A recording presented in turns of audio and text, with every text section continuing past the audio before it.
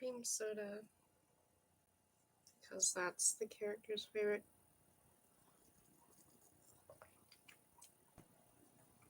And I bought this ice cream. But then realized that it's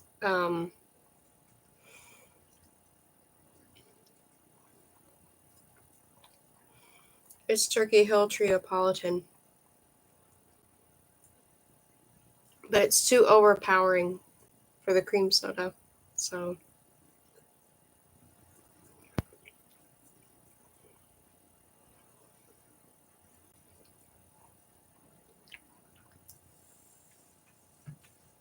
I'm just going to have it.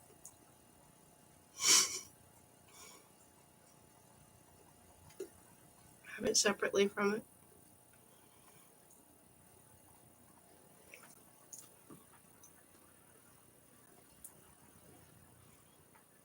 I'd like to stream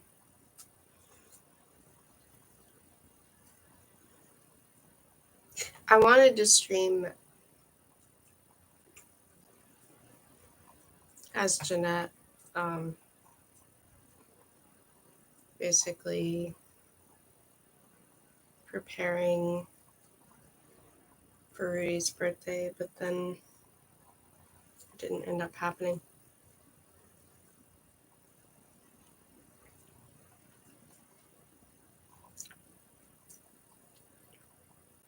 Where I went today, there wasn't really good Wi-Fi, so I just kind of like wandered around.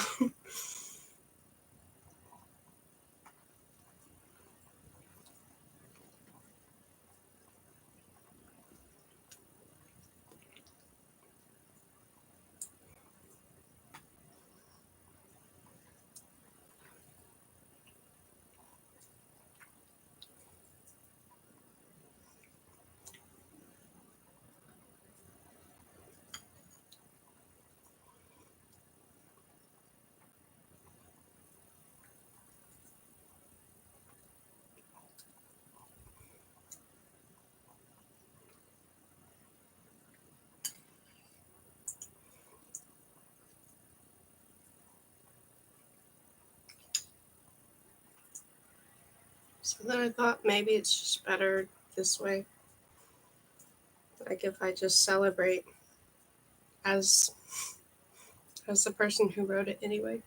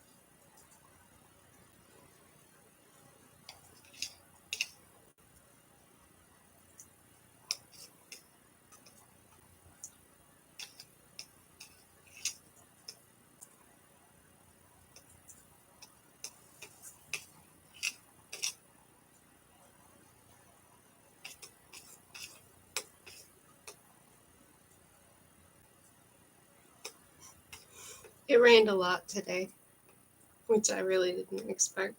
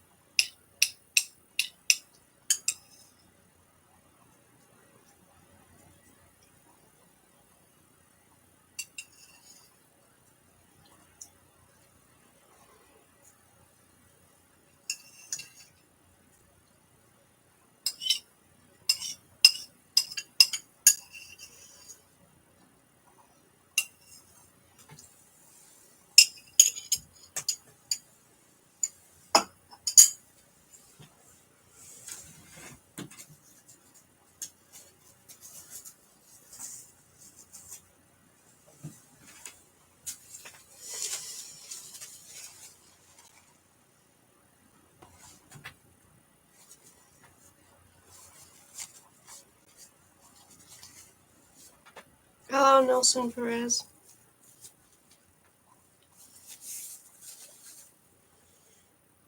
I actually haven't checked to see if the Nook is charged.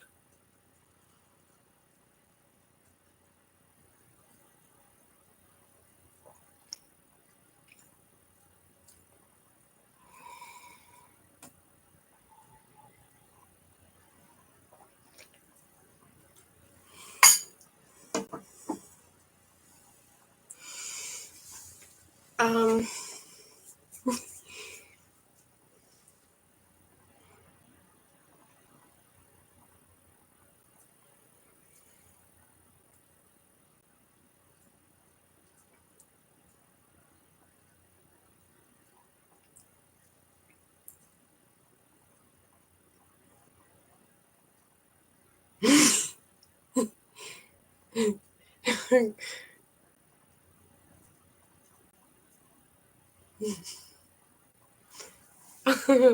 I'll be right.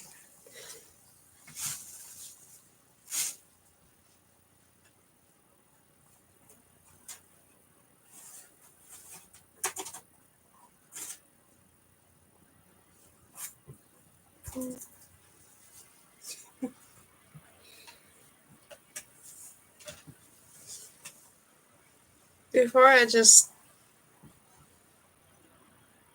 Okay, well, it says the battery is dead. Before I start reading it, anyway, I can just talk for a little bit. So, today I went to the mall, and I thought it would be really nice to, like, my idea was I would get something new, maybe, that I could just say, like, this makes sense for.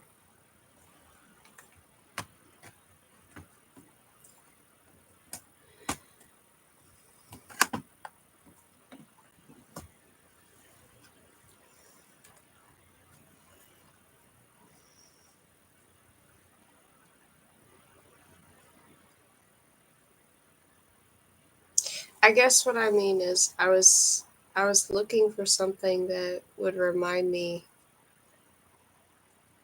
of the kinds of clothing that I describe or draw for the book series or have before.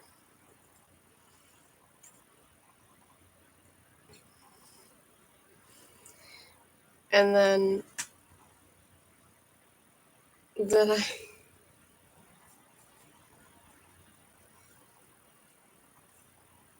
I went to the mall, and the first store I went into, it seemed like all of it was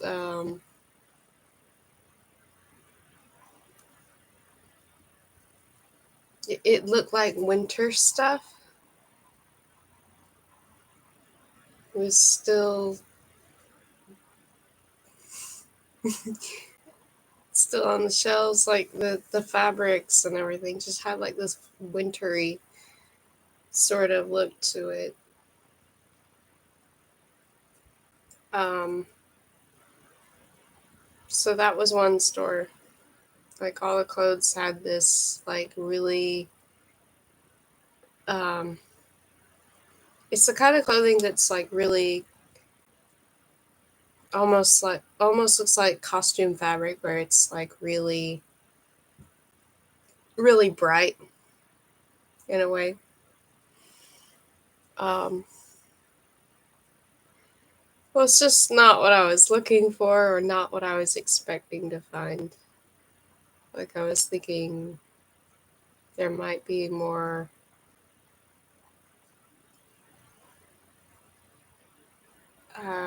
like warm clothes, and I mean warm colors or vibrant colors, and it was like most of the stuff that was there was like all um like wintry colors, like jewel tones and stuff like that, like darker, richer colors.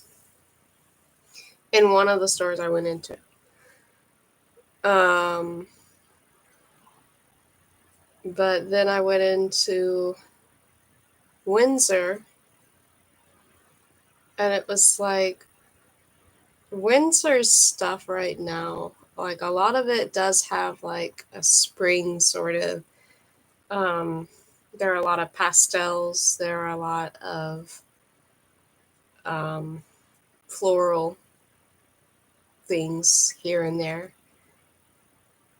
However, a lot of it looked dusty, which was odd to me because it was like the clothing at first you look at it and it's like,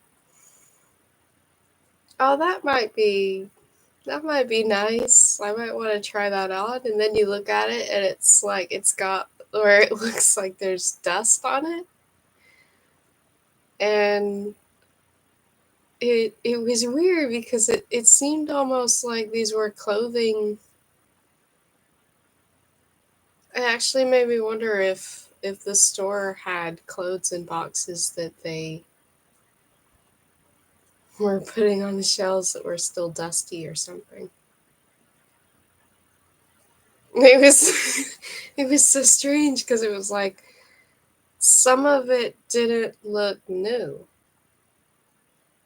And then I went into a different store and it was like the colors were really drab and not vibrant, and they were like the material actually looked like like if you had taken a cotton shirt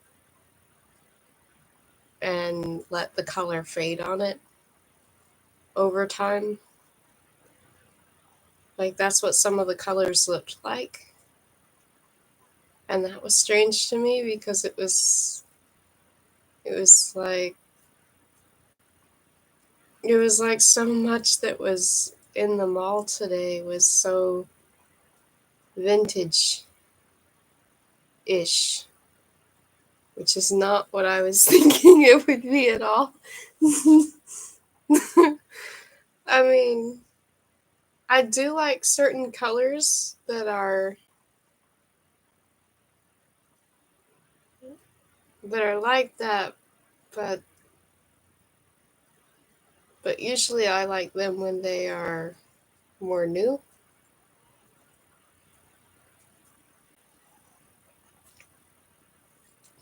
I mean, they don't have to be new, but I just mean I like if the material is still in good condition and it's not worn or faded out.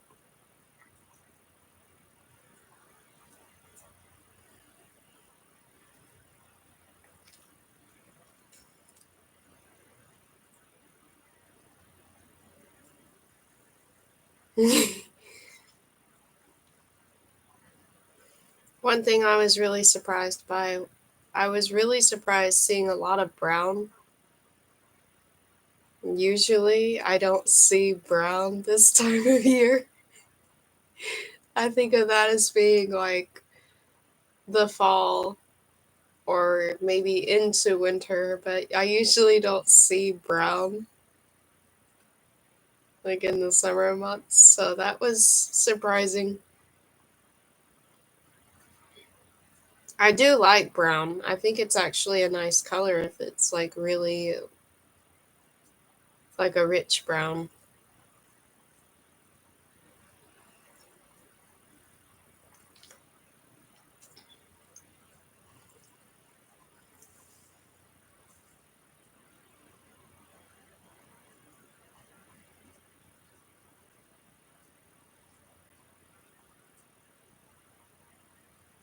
As long as it's not like faded looking.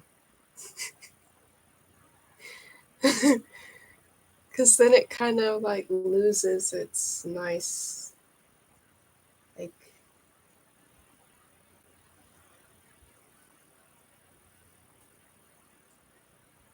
I'm thinking of showing you an example on my book.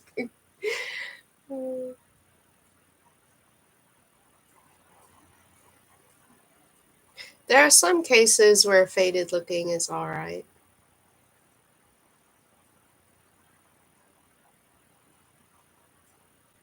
But the tank top I was looking at today, I almost got it but didn't because it had this look like it had gone from being like a true red to being like a faded tomato color. Like that sort of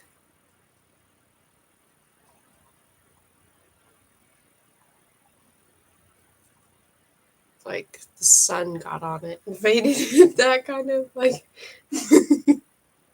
it was like, I don't know. Like on the one hand it's like this is an interesting color, but it's also sort of like, why did they choose that color?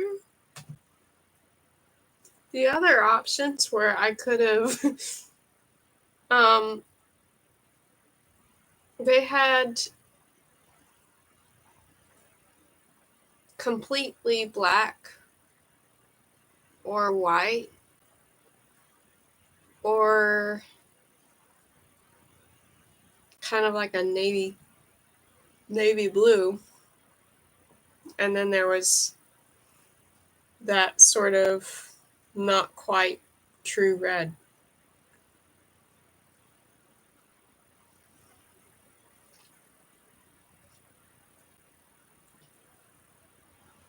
And it wasn't a cranberry red either. Like, I love cranberry red. It was almost like rustish, like a rust with red.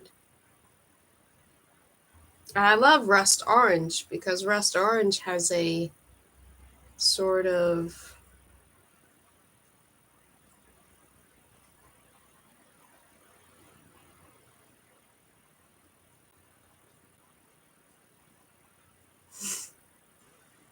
that's interesting. So when I think of rust orange, I think of Reese's Pieces, kind of like that kind of orange. The orange of the orange Reese's Pieces candy shelf, like that color. Um,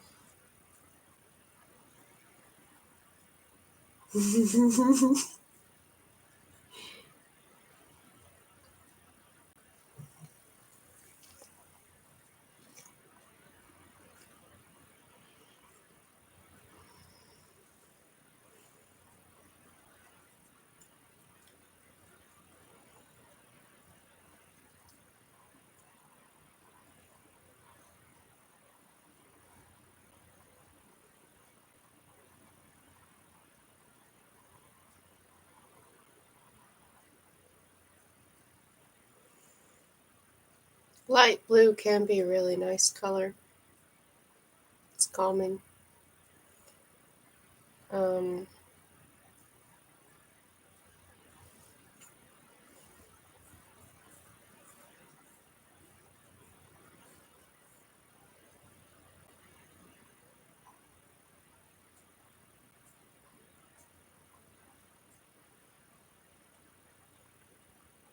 yeah, pink and black usually works. Blue and pink still makes me think of like baby colors.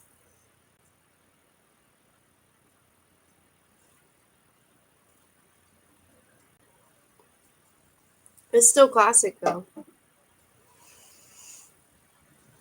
Um, I love yellow. Uh, I do love 70s style colors, like those Reese's Pieces candies, like that kind of thing with the colors. Um, I do like that sort of thing of like browns and yellows and orange.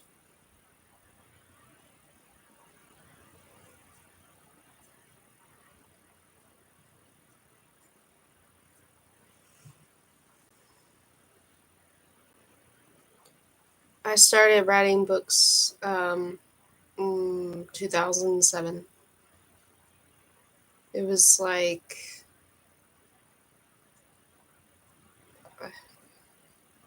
I'm thinking it was like about November 2007.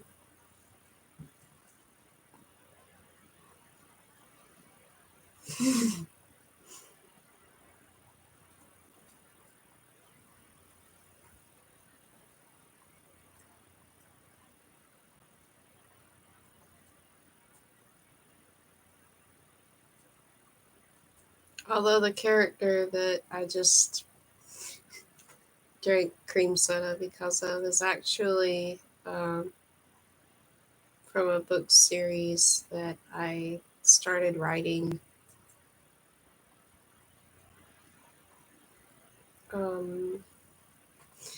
thinking it was 2013, but I actually have a thing that tells me.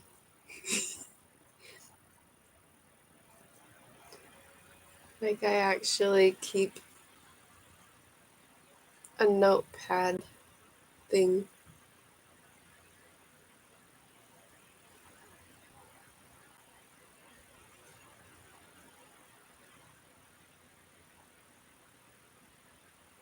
Mm.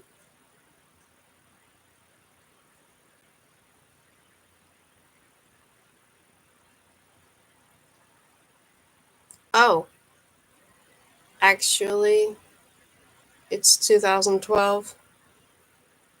August 10th, 2012 is when I started writing the first book.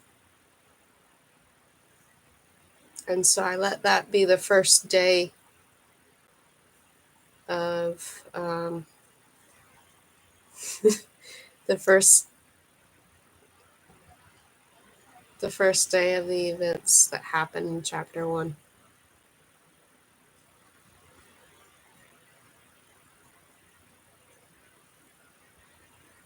And then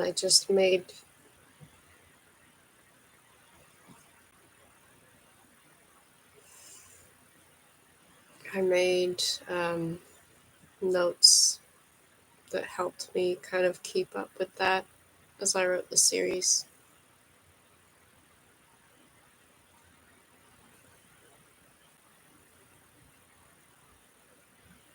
So today is his birthday.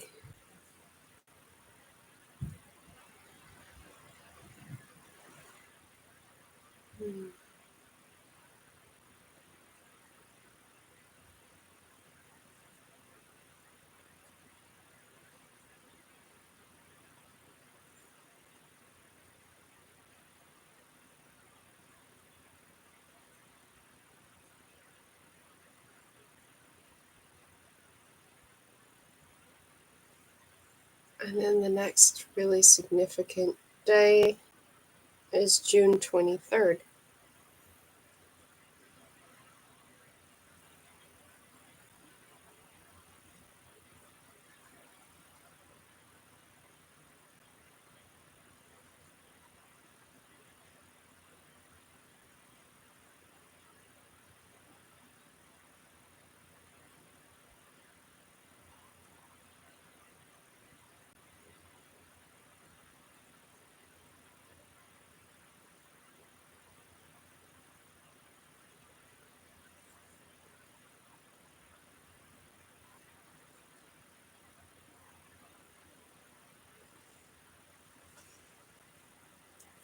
I haven't read the Iliad.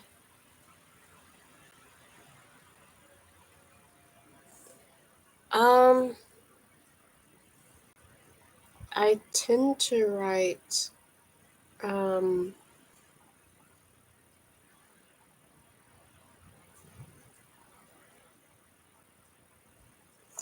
I typically write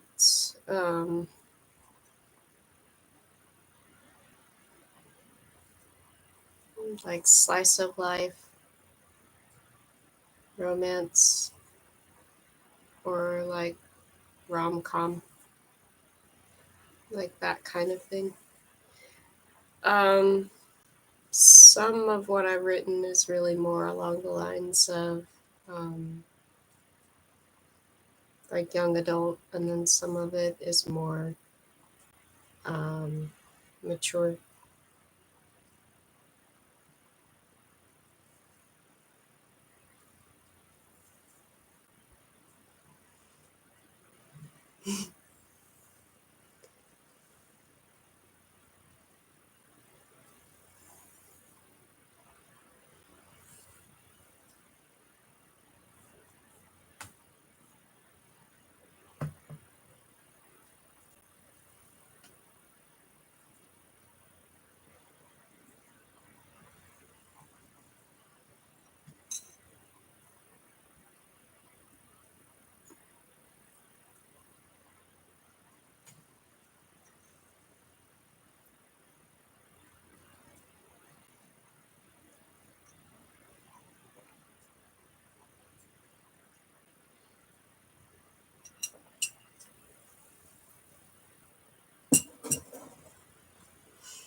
The one I'm writing right now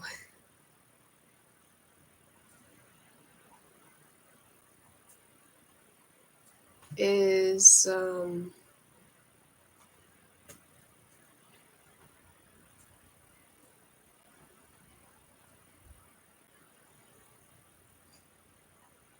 is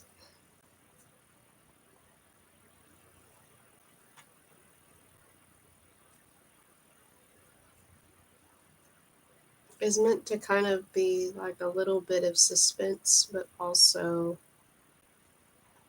rom-com kind of. Um,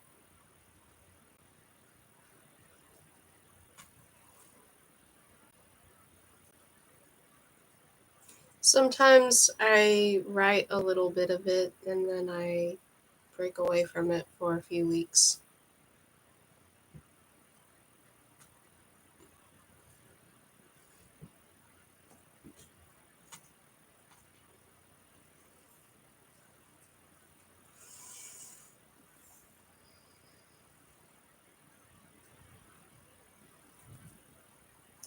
It would be the third book, um, about the characters I wrote about in the book The Printer. And if I do complete this one, and if I'm happy with it, then it'll probably be the conclusion to their story. But I don't know how it ends. Like, I actually don't have the ending of the book in my mind. So I'm in that stage of writing where it's troubling because it's like I know some of the events that I'm going to need to write the story all the way up to, but then I can't just leave it hanging because I don't know what happens after that. And I actually don't have an ending for it. So hopefully by the time I get there in the story, writing it, I'll know how to conclude it. But for now, I don't even know. And so I'm thinking um, I'll just write what I can right now as sort of like a basic outline for it. And then I'll probably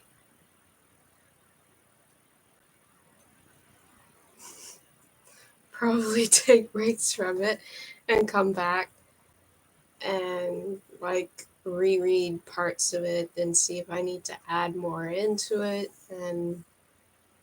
um and just keep doing that, like going away and coming back, adding things. Because this one just doesn't feel.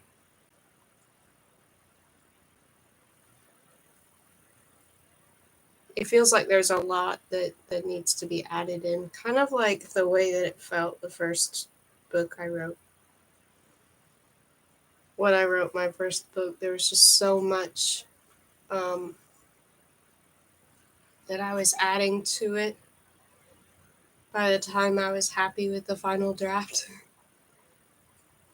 Because the very first draft of it was not even describing any of the scenery. It was nothing but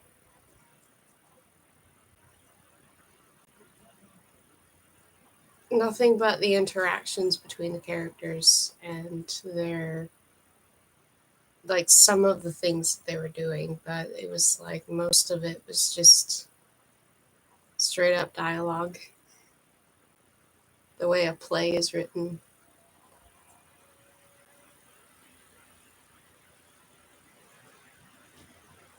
This one's almost like that, where it's like they're like, I like when books have a certain immediacy to the way they're written, but at the same time, I don't want it to be too um,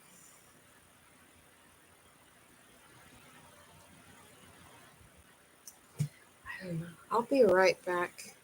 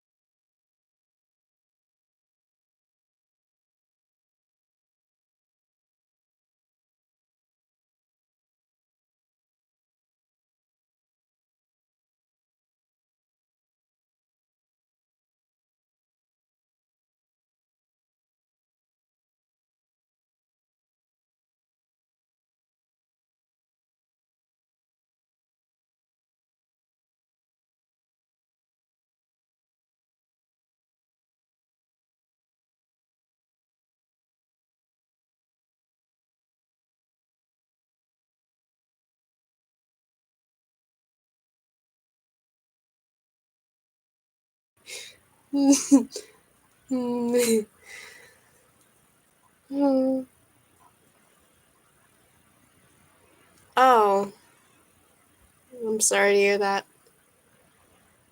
Um,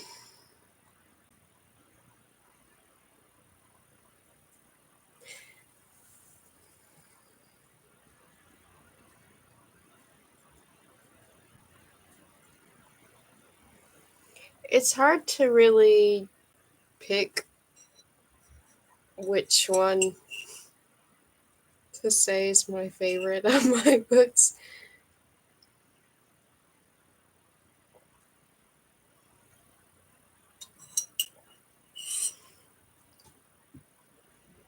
I feel like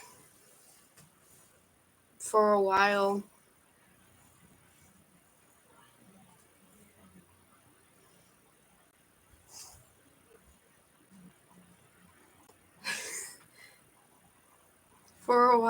my favorite, um,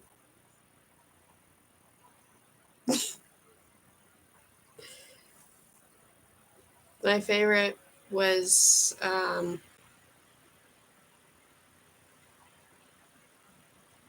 the first book I wrote.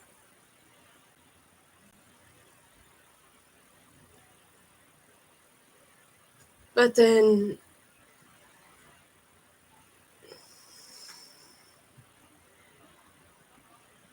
some of the other books that I wrote later on were more challenging for me.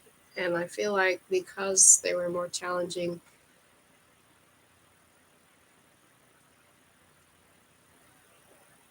I grew a stronger sort of attachment to to the books that made me work harder on them. So I guess I probably I probably would actually have to rate Underlying higher than Miriam's Journal. Just because, I mean, it's not like that at all. It's like they're very different books, but like just because Underlying was so much more challenging for me and it had things in it that I had never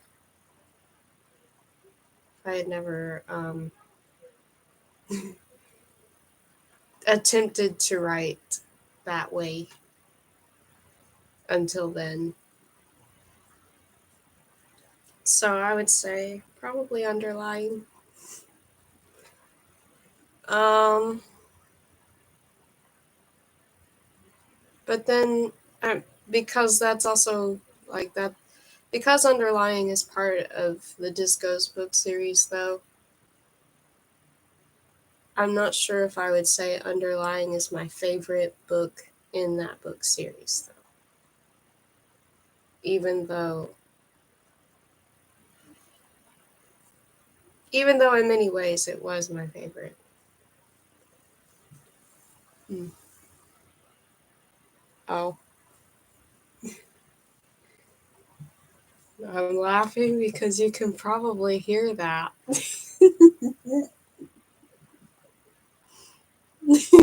It's like me.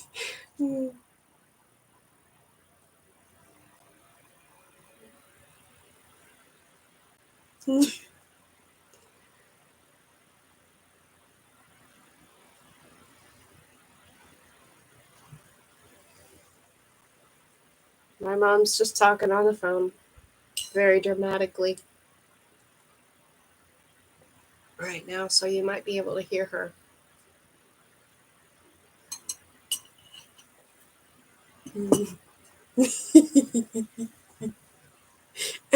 And it's making me laugh because you can probably hear her. It's like, mm,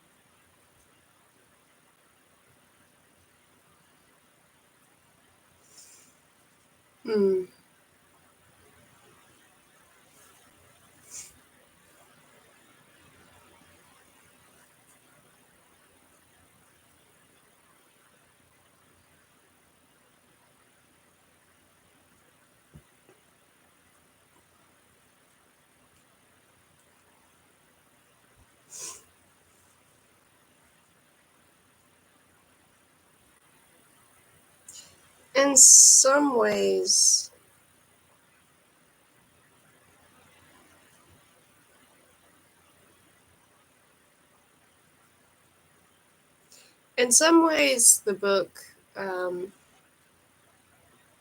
the printer was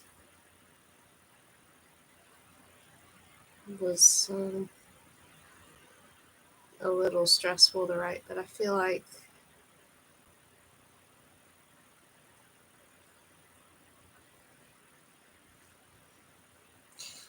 like the reason I'm writing the third one right now is because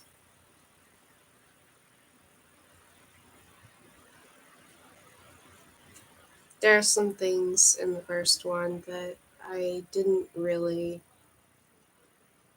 specify. Um, I feel like it would be better to just kind of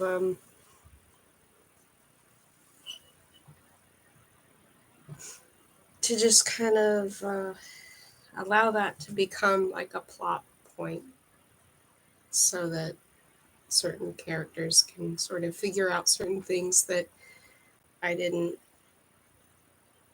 really think about it all the way through.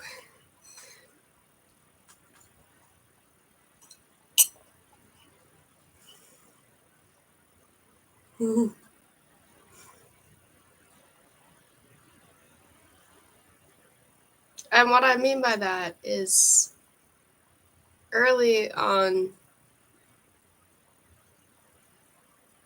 there's a conversation between two characters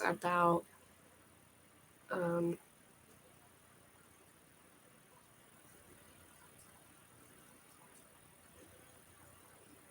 about somebody who isn't mentioned again in the book, and so that character didn't even have any sort of like, this is what that character's side of the story is. So it's kind of like, well, maybe I should just create something that lets that character have a voice. So that's kind of the idea for the third one.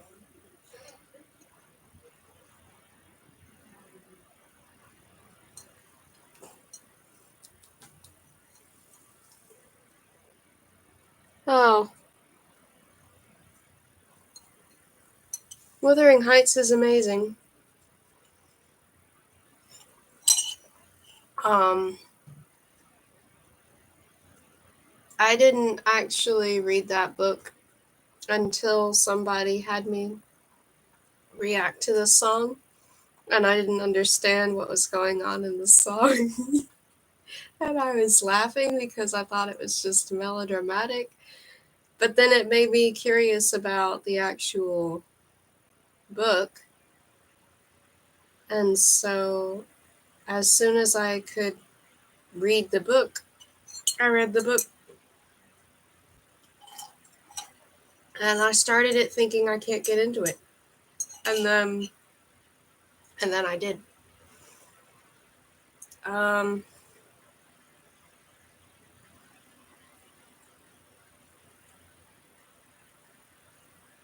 it's odd because it's like the song makes you think it's going to be a love story. But I don't really feel like it's a love story. I feel like it's something else. Like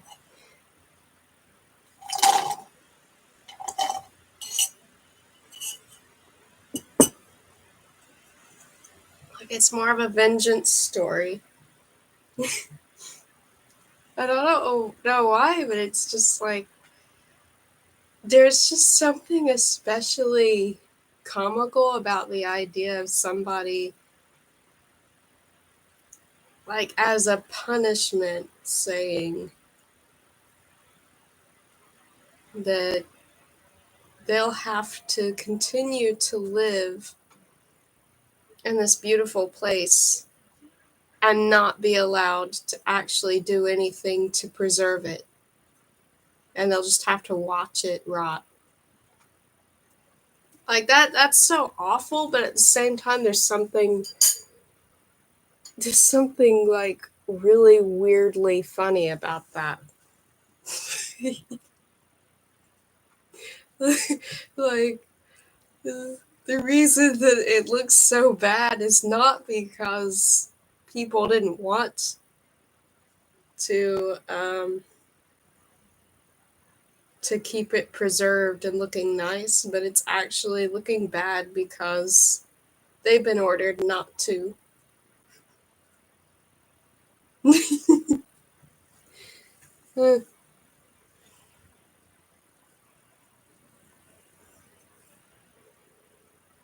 Sounds like an aquarium.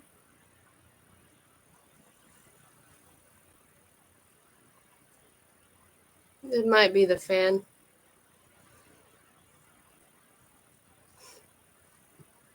You might be hearing the fan.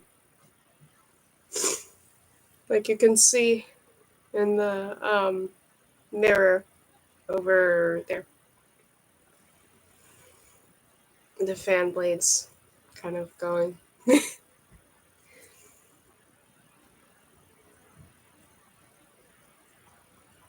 Well, see, that's the thing. Like, I feel like Kathy's oppositional, but she's also very young, and I feel like she's being loaded down with so much, and she's just not mature enough to handle it all. Um, so I just feel like she's just not like emotionally really mature yet, which is what makes it so sad.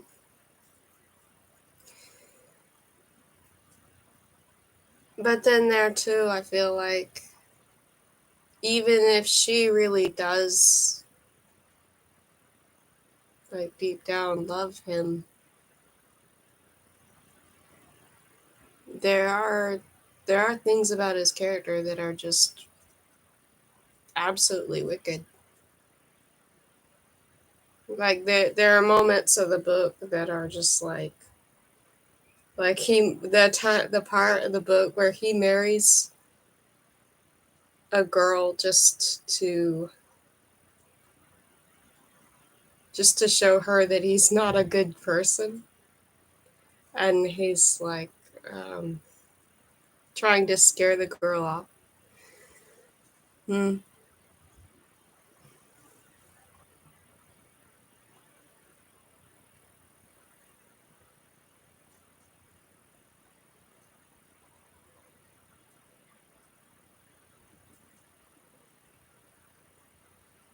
You can talk.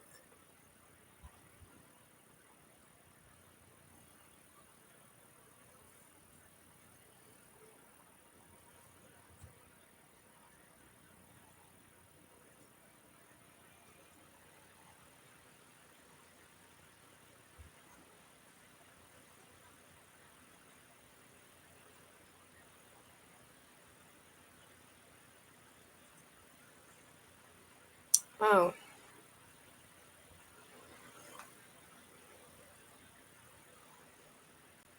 I'm sorry.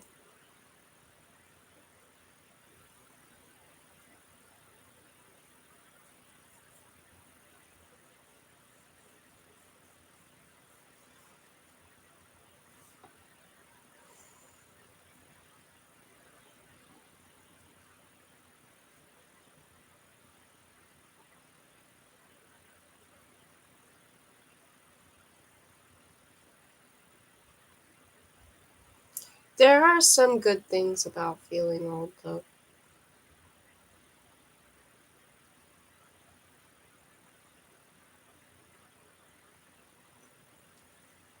as long as it's not about pain.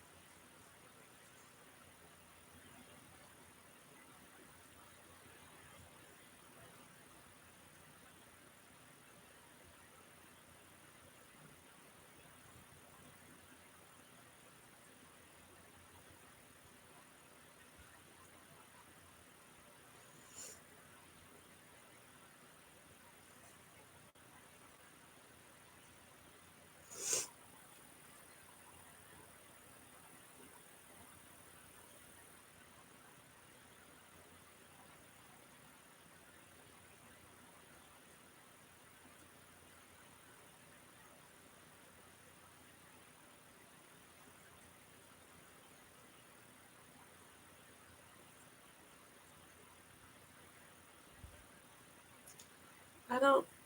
I don't really.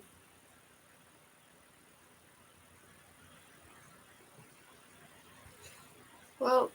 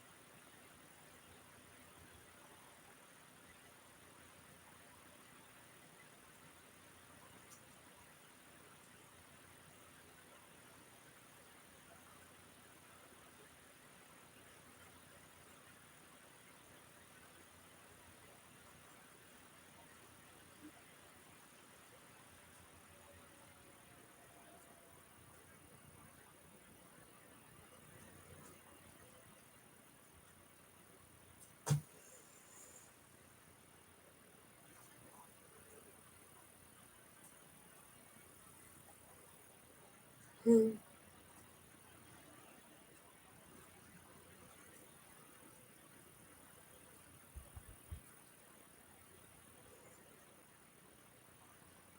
Is that from a poem?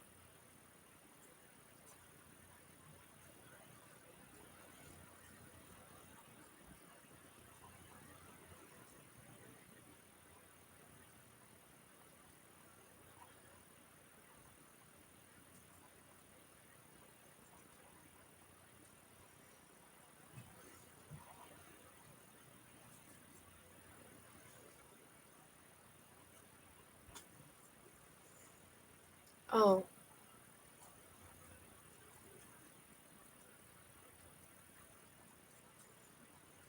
Hmm.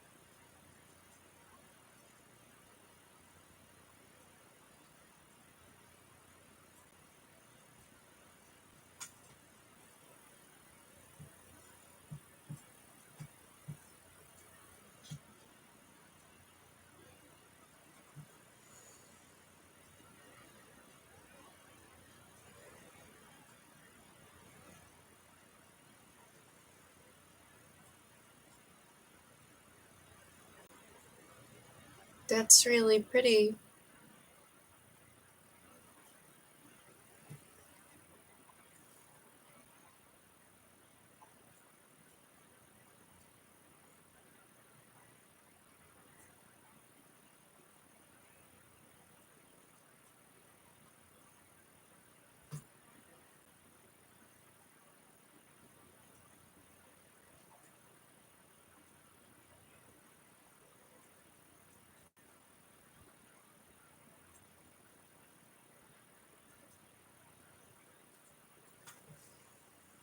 I actually don't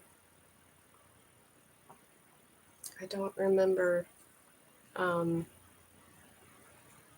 how many chapters we had read in this. Um, so I'm going to I'm going to try to summarize up to the point that I think I read to.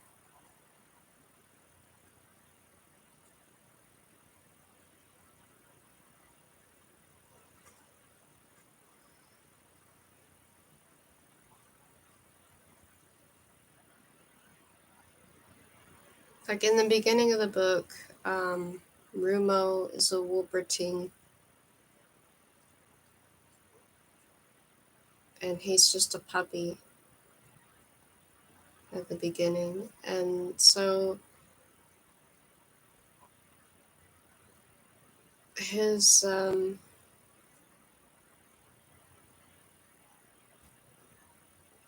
like he's raised on a farm with a bunch of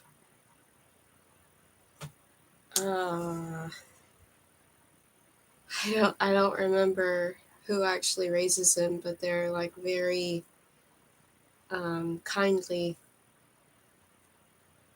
and then um, they basically get imprisoned by a bunch of cyclopses. But there's this pool that has a shark grub in it, and the shark grub tells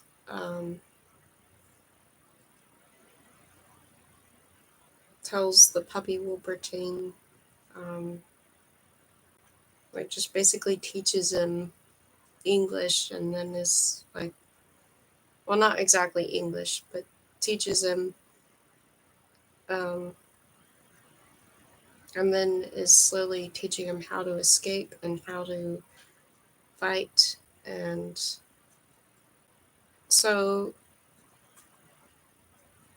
he ends up um, like defeating the cyclopses and rescuing um, his family, I think. But then when he does that, he sees this. I think I don't remember if it's like the silver thread or if it's like the silver ribbon or what it is. It's some sort of ribbon. And he's following it. And following it leads him to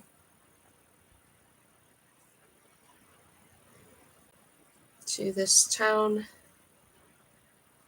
of other Wolpertings where um, he begins attending school with other people, not people, but other Wolpertings like him. And I don't remember if it's at the point yet where he joins kind of like it's like a wrestling league with other Wolpertings. I don't, I don't remember if it got that far or not.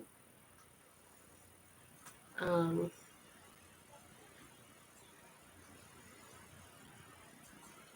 but all of the different people he meets, I should stop saying people. Um, they're all different breeds of dogs with antlers that can walk on their hind legs, and they can talk,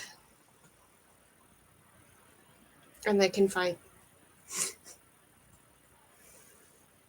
So they're all Wolvertines. Um,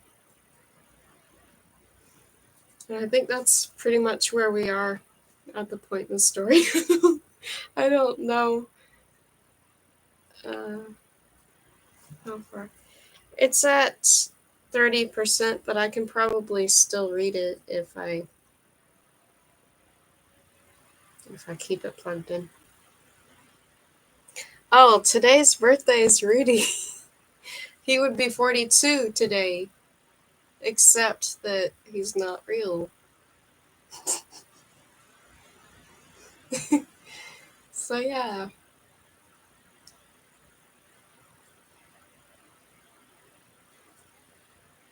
Yeah, he's supposed to be 42.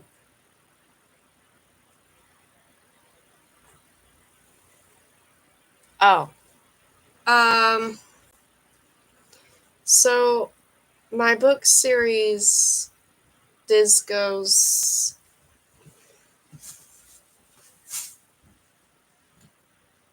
I forgot I can do this now. Now when I actually mention them, I can just go. I can just go. He's 42 today.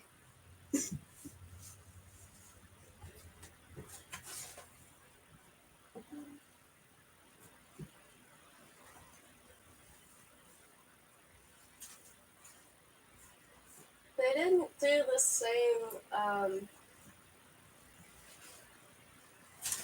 the same people with every single cover. So there are some inconsistencies with what they're supposed to look like as far as like the pictures on the front cover goes, but that's okay because it's still close enough. Um, so yeah, like I don't know if I still have that up. No, that's the wrong notepad. But I do have it up here. So Rudy is May 14th, 1983.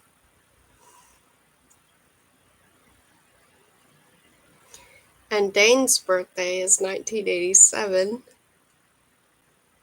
Husky's birthday is 1963. Violet's birthday is 1979. Jeanette is supposed to be. That's weird. Okay, so for Jeanette, I actually listed two different birthdays. I don't know why that is. Let's just skip that. So one of them says 1 year, and the other one says another year. I don't know why it looks like that. So I'm just going to skip that. That must have been a mistake. Tessa is 1984. Drake is 1997. Yeah, those are their years.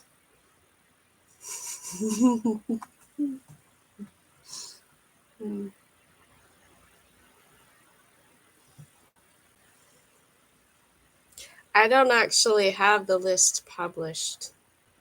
It's just something that I keep. It's just something that I keep on my computer.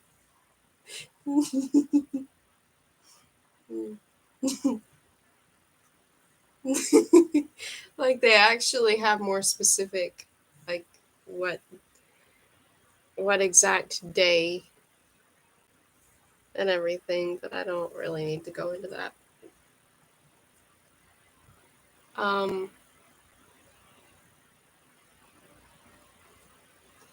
it was part of what made the stories more real to me by giving them birthdays, but also it worked within the stories because um, the third book deals with Rudy's 30th birthday, which in terms of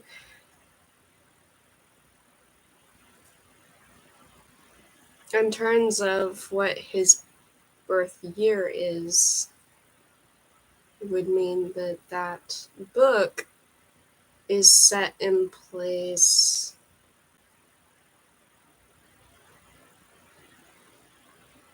over a decade ago.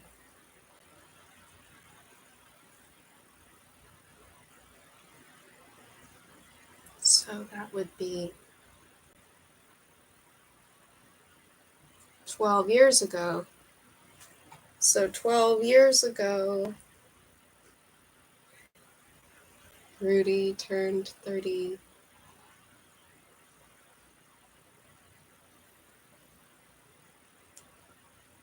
12 years ago.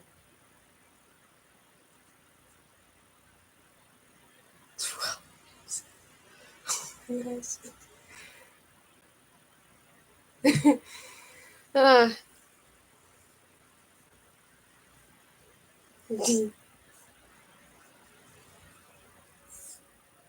hello.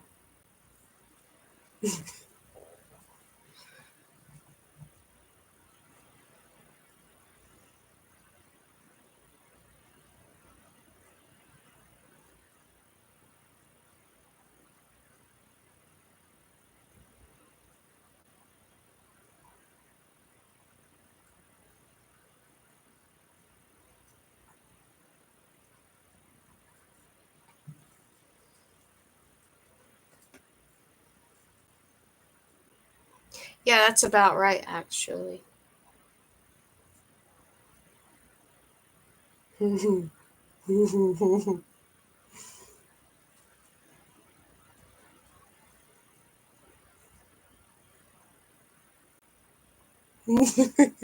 That's her.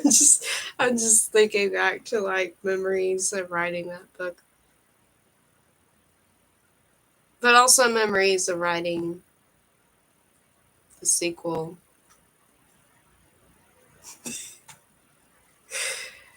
It's just a very different time. Like I feel like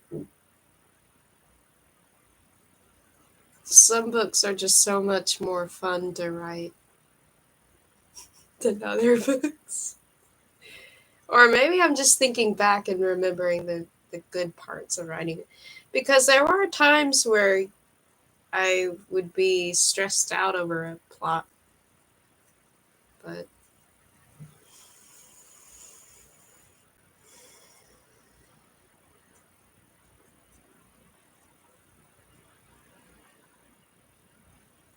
oh,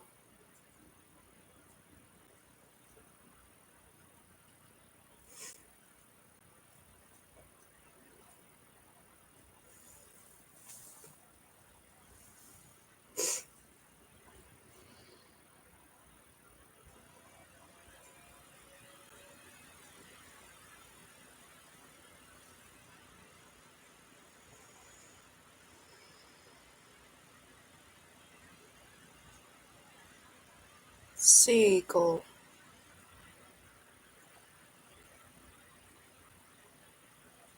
Oh, sequel, sequel. Oh, yeah,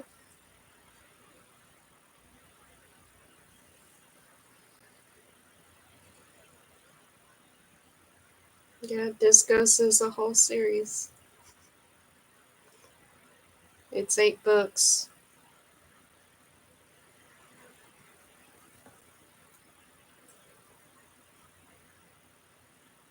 But the printer is.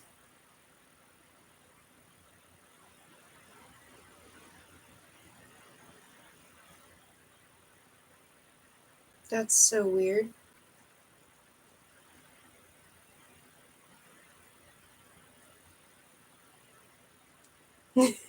That was weird. Um, it said that on another reader, I'm on page 4, but that's not true. How weird.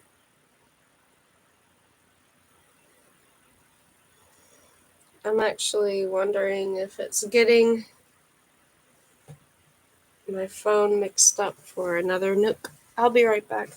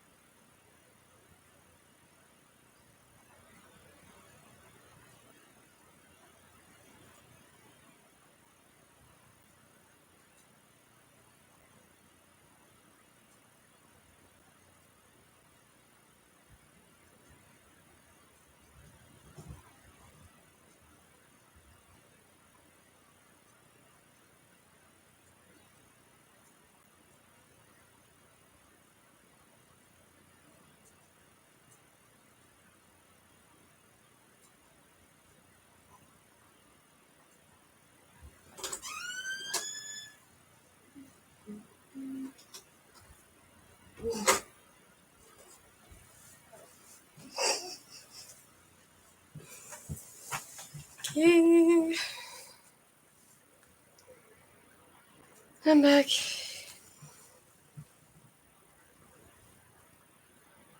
I'm going to try to read. I don't know how long I will read this. I'll just try to take my time with it.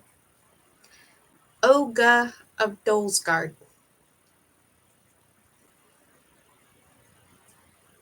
Rumo of Zamonia, a plump little schoolmistress with the face of a bulldog, was standing in the doorway. Is that you? Rumo stood up. Come with me, she barked. My name is Olga of Dolsgard, she went on as she towed Rumo along the corridor. You share your name with a card game. Did you realize that? Yes, said Rumo. Where are we going? I shall be teaching you to read and write. But I've got fencing next. The others have. You've got reading. She conducted him along the corridor and down into the basement of the school building, past discarded classroom furniture and stacks of yellowing dog-eared schoolbooks. Their trek ended in a small, ill-lit room where 3 other pupils were waiting. Rumo sat down with a sigh. One thing was certain. There was no escaping from this cellar, not even visually, because it had no windows through which to gaze. It was dimly illuminated by some big flickering candles. The teacher spent the next few seemingly interminable hours holding up cards that depicted simple objects and creatures. A teapot, a wheel, a cat, a duck, a hat, a mouse, and writing the relevant words on a blackboard for the class to copy in their exercise books. This she did with relentless persistence, picture after picture and word after word for hour after hour, over and over again until Rumo and his fellow prisoners could have written the words in their sleep. Olga concluded the lesson by informing her pupils that they would not be permitted to undergo any combat training until they had mastered at least the rudiments of reading and writing. She stifled their protests by stating that this was the rule and that she made no secret of the fact that it had been instituted to encourage them to learn the Zamonian alphabet all the quicker. A donkey, she said, trots faster if you dangle a carrot in front of its nose. When Rumo emerged from school that afternoon, it took him some time to become accustomed to the dazzling glare of the setting sun. Urs was waiting for him with a string of fresh sausages around his neck. Been down in the dungeon, have you? He grinned. They teach reading and writing in that gloomy hole to persuade you to learn quicker. It really works. You're so anxious to get out of there as soon as possible you beaver away like mad. I learned to read and write in 6 weeks flat. 6 weeks? You call that quick? If you flunk the exam, it could take 12. Like a sausage?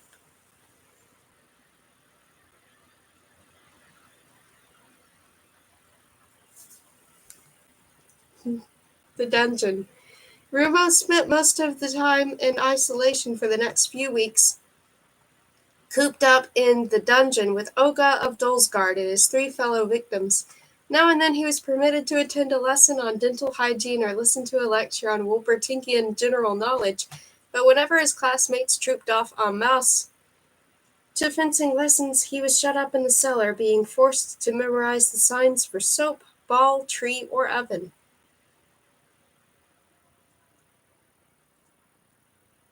The words they learned to spell became longer every day, and soon they could dispense with pictures on cards. Rumo found it interesting that you could capture objects on a sheet of paper by writing down the letters that spelt them. Pretending you were hunting them made learning easier. He sat there imprisoned in a gloomy dungeon, but his imagination he was out on the sunlit prairie, spearing wild words with his pencil. What really irked him was being separated from Rala while Ushan Deluca might well be teaching her and Rolf and the others how to slice an opponent in half with a saber. The evenings he spent laboriously copying out the Zamonian alphabet at home in his room because he had vowed to pass the exam at the first attempt and embark on combat training as soon as possible. At night he dreamt of letters and Rala. Civic duties. Although Rumo regarded the school building as a battleground characterized by spiteful enemies, Rolf, imponderable dangers, Rala, interminable torments, chess, humiliating captivity, the cellar, and the cruel persecution, mathematics, The rest of Wolperting was a place where he could give free rein to his inclinations and aptitudes. He scored some notable triumphs where his civic duties were concerned, largely because of his manual dexterity. Hand Rumo a mason's trowel, and he would erect a stout brick wall within hours. Give him a shovel, and he would single-handedly excavate the foundations of an entire building. To his own surprise, he found he could do almost anything at the first attempt, as long as it involved physical or manual labor. It took him only a few weeks to master the rudiments of the potter's craft. A blacksmith taught him to fashion wrought iron and shoe horses. He could make bricks and dig wells. He welcomed any form of physical exercise in the belief that it would hone his body and reflexes in preparation for combat training. Every activity improved his stamina and exercised a different set of muscles and sinews. His paws were strengthened by working at the potter's wheel, his legs by running errands, his arms by laying bricks, his shoulders by hammering horseshoes, his back by shoveling earth. Laboring at a hot stove inured him to pain, and fishing in the fast-flowing waters of the Wolper speeded his reactions. Ornt L. Okro's workshop. One afternoon, when Rumo walked into a cabinet-maker's workshop to deliver a bulk of timber for Zaruso the timber merchant, he was overwhelmed by a multitude of sensory impressions. Most Wolpertings would have found them uninteresting or even unpleasant, but to Rumo's ears the scream of the foot-operated circular saw was like music. As for the smell of wood, glue, and varnish, it seemed as delicious to his nose as the aroma of a Sunday joint. He surveyed his surroundings, sniffing delightedly, reflected by the wood dust in the air. The sunlight slanting down through the workshop's little windows seemed to bathe every tool in a magical glow. Standing in the middle of the room were two big black benches strewn with wooden shavings. On them lay various planes, a gouge, some keyhole saws, and a miter box. Each bench had a massive vise bolted to it. Rumo unloaded the bulk of timber and went over to one of the benches.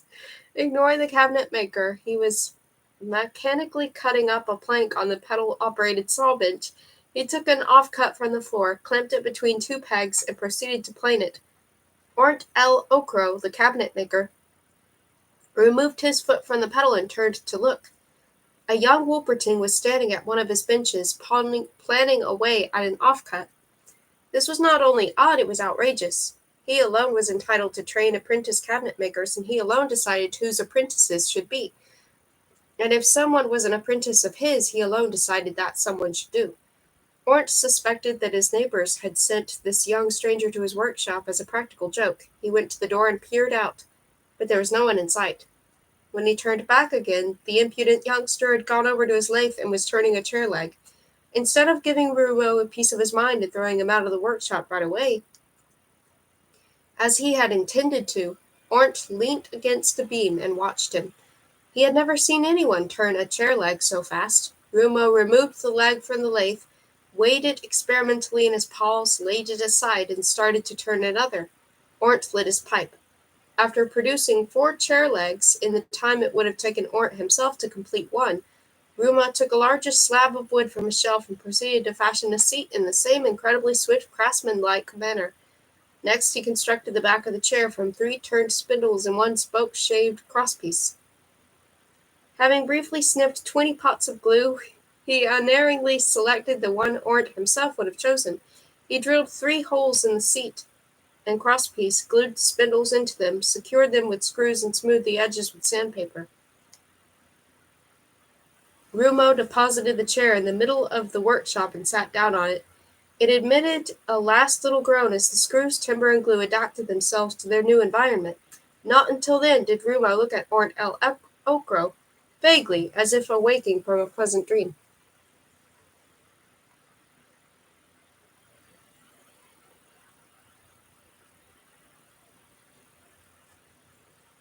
Six weeks.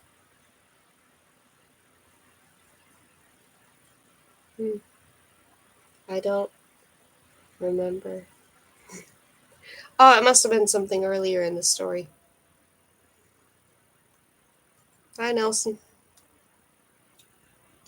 "I'd like to be a cabinet maker," he said. "You already are one," said Ornt.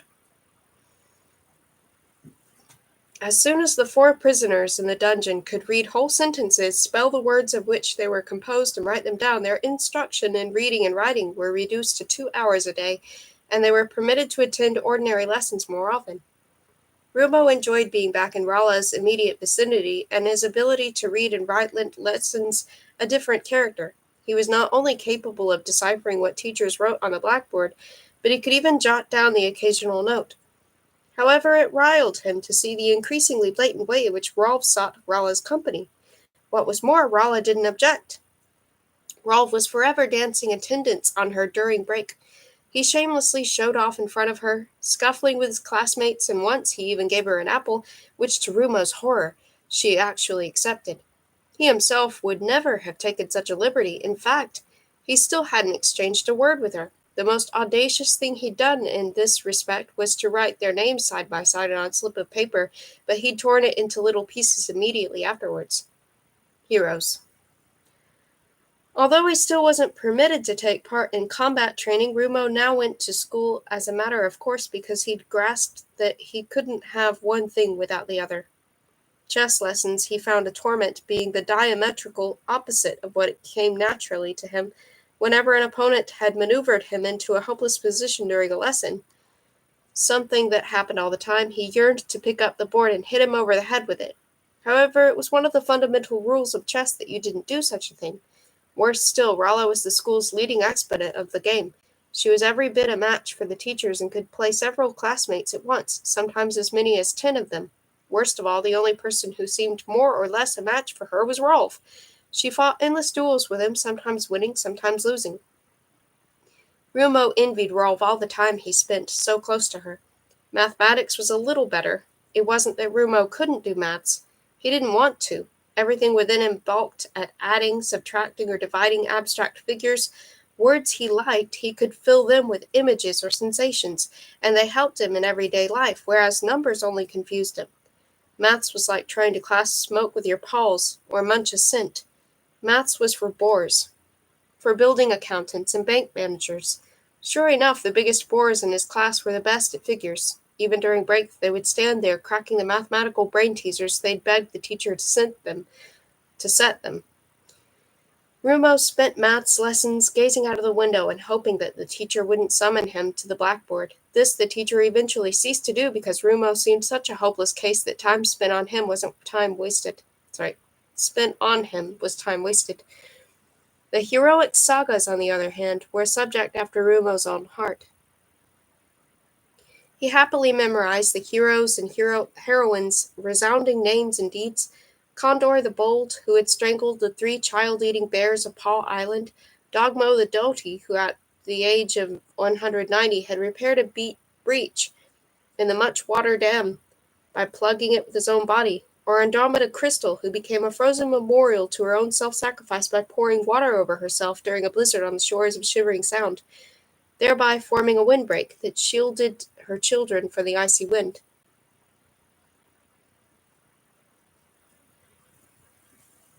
However, his lessons on the heroic sagas made Rumo painfully aware of something. Heroes were always of another species. The occupants of Lindworm Castle who had repelled the Darkmen, the diabolical Death's Heads, and the Copper Killers, the princesses of Graelsund, who had defended their city against the Mist Witches, or the Oaken the Mighty, who, singing as he did so, be it noted, plunged to his death complete with the bridge over Watton's Cleft to prevent the vampire army from crossing it. Almost every Zamonian lifeform had its heroes, but not the Wolpertings. No Wolperting had ever been a hero, not a single solitary one, not even Hoff. True, he enjoyed universal popularity, but all he'd done was enter a deserted city. That didn't make him a hero. Wolperting had never been besieged. The city had never sustained a catastrophic natural disaster, never been ravaged by fire or attacked by an army of demons on which its inhabitants could have tested their capacity for heroism. It was as if a danger steered clear of the city, deterred by the Wolperting's reputation and warlike appearance. Rumo felt sure he had the makings of a hero. His prowess on roaming rock was certainly cut from the cloth of which lessons on the heroic sagas were tailored, but there was no one around to sing his praises.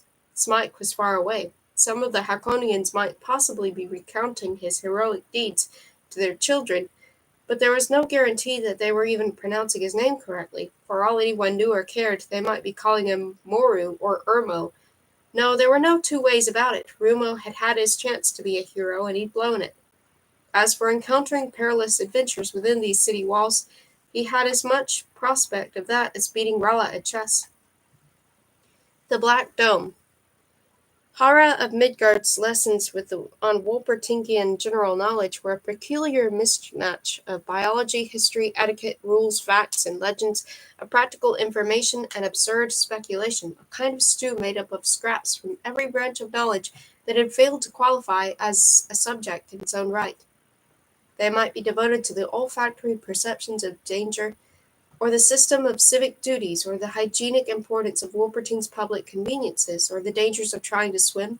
Hara's pupils never knew what awaited them in one of his general knowledge lessons. This time his subject was the Black Dome.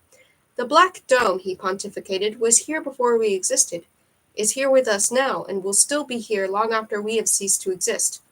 He left the form to chew on this enigma for a few moments before continuing. There's a theory that the dome was really a sphere composed of some non-Zomodian metal from outer space. Indeed, there are some who believe that it's a meteor half buried in the ground, and that the city was erected around it a long time ago. What supports this theory is that no one has ever discovered what material it consists of. He wrote one meteor theory on the blackboard. Another theory is that the unknown builders of Wolperting constructed the Black Dome last of all, using some material that no longer exists. Stupidly, they built the dome from the outside in and forgot to leave a door, thereby entombing themselves and dying a miserable death from lack of oxygen. If this theory is correct, there's a building in the middle of our city full of skeletons. He wrote, too, tomb theory on the blackboard. A third theory claims that the dome neither fell from the sky nor was artificially constructed, but is an organic growth. A stone plant, a metal mushroom, possibly a boil emanating from the center of the earth. If the last alternative is correct, I wouldn't like to be here when the boil bursts. Everyone laughed and Hara wrote 3. Boil theory on the blackboard. What all these theories really imply, and I could quote you several dozen more, is that there's no rational explanation for the Black Dome's existence. My own very personal theory is this: whether it existed before Wolperting was built, or was erected by the builders of the city themselves, the Black Dome seems to me a sculpture symbolic of the great unknown, a gigantic question mark designed to remind us all that for as long as we live, one task will never be completed, the one performed in here. Hara tapped his skull with his knuckles. I know it won't appeal to you, the notion of never-ending task, but you must reconcile yourselves to the idea that brain work and the thirst for knowledge, the desire to solve riddles, will never cease. Rumo was reminded of Smike's riddle. What grows shorter and shorter the longer it gets? He still hadn't found the answer. The ambush. Rumo was rather proud of his newly acquired knowledge of the alphabet. Lately, when walking home from school with Urs in the evening, he'd taken to reading out every sign as they passed. Well, how was in the dungeon? Municipal Bakery. Care for a Frankfurter? Hoff Boulevard. I think I'm going to give up the sausage factory and start work at the bakery. I'm getting sick of sausages. Zaruso and Sons Timber Merchants. Maybe I should get a job in the communal kitchen. No fly tipping. Or a restaurant of my own, that would be best. I've already got a whole folder full of recipes, all invented by me. Clean your teeth 5 times a day. What Wolperting needs is some Florentine cuisine. Our local nosh is so utterly unrefined. Leatherware of all kinds. I'd screw chessboards to the tables. Then the customers could go on playing during their meals and wouldn't have to stop eating. Fire station, keep clear. And you could be my partner. I'll cook, you wash up, and eject the drunks. We'll go 50-50. If the joint does well, we'll open a whole chain of restaurants. Ches, Urs, and Rumo, Hoth Avenue. Or Ches, Rumo, and Urs, if you prefer. Florentine cuisine, that's the gap in the market. Light and sophisticated is the coming trend. Danger, fast-flowing river, bathing prohibited. Hey, have you been listening to a word I say? Municipal laundry. How's the spelling going? Making progress? They took the usual shortcut via Laundry Lane,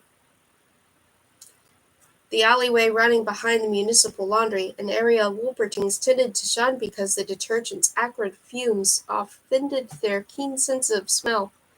Rumo and Urs were holding their noses as usual, so they failed to detect what awaited them round the next bend. There, standing amid some big baskets brimming with dirty laundry and looking studiously offhand, were Rolf and his gang, Vasco of the Red Forest, Bala of Betaville, and Oleg of the Dunes. An ambush, Urs hissed. The foursome sauntered into the middle of the alley, barring their path. What do you want? Urs demanded. Nothing to do with you, said Vasco, so stay out of this. We'll see about that, Urs replied quietly. Rumo was surprised by his menacing tone of voice. Cool it, Urs, said Bala. We aren't involved either. This is just between Rolf and Rumo. Rolf grinned. And this time there's no Rala around to let you off the hook. If you want to get past, you'll have to go through me. Hold this, said Rumo. He handed Urs his satchel. Vasco, Bala, and Oleg retired to the pavement while Rolf performed some limbering up exercises. All right, get cracking, said Oleg. Wolpertingen street fighting rules apply. No weapons, no teeth. Everything else goes. The fight lasts till one of you gives up. Time.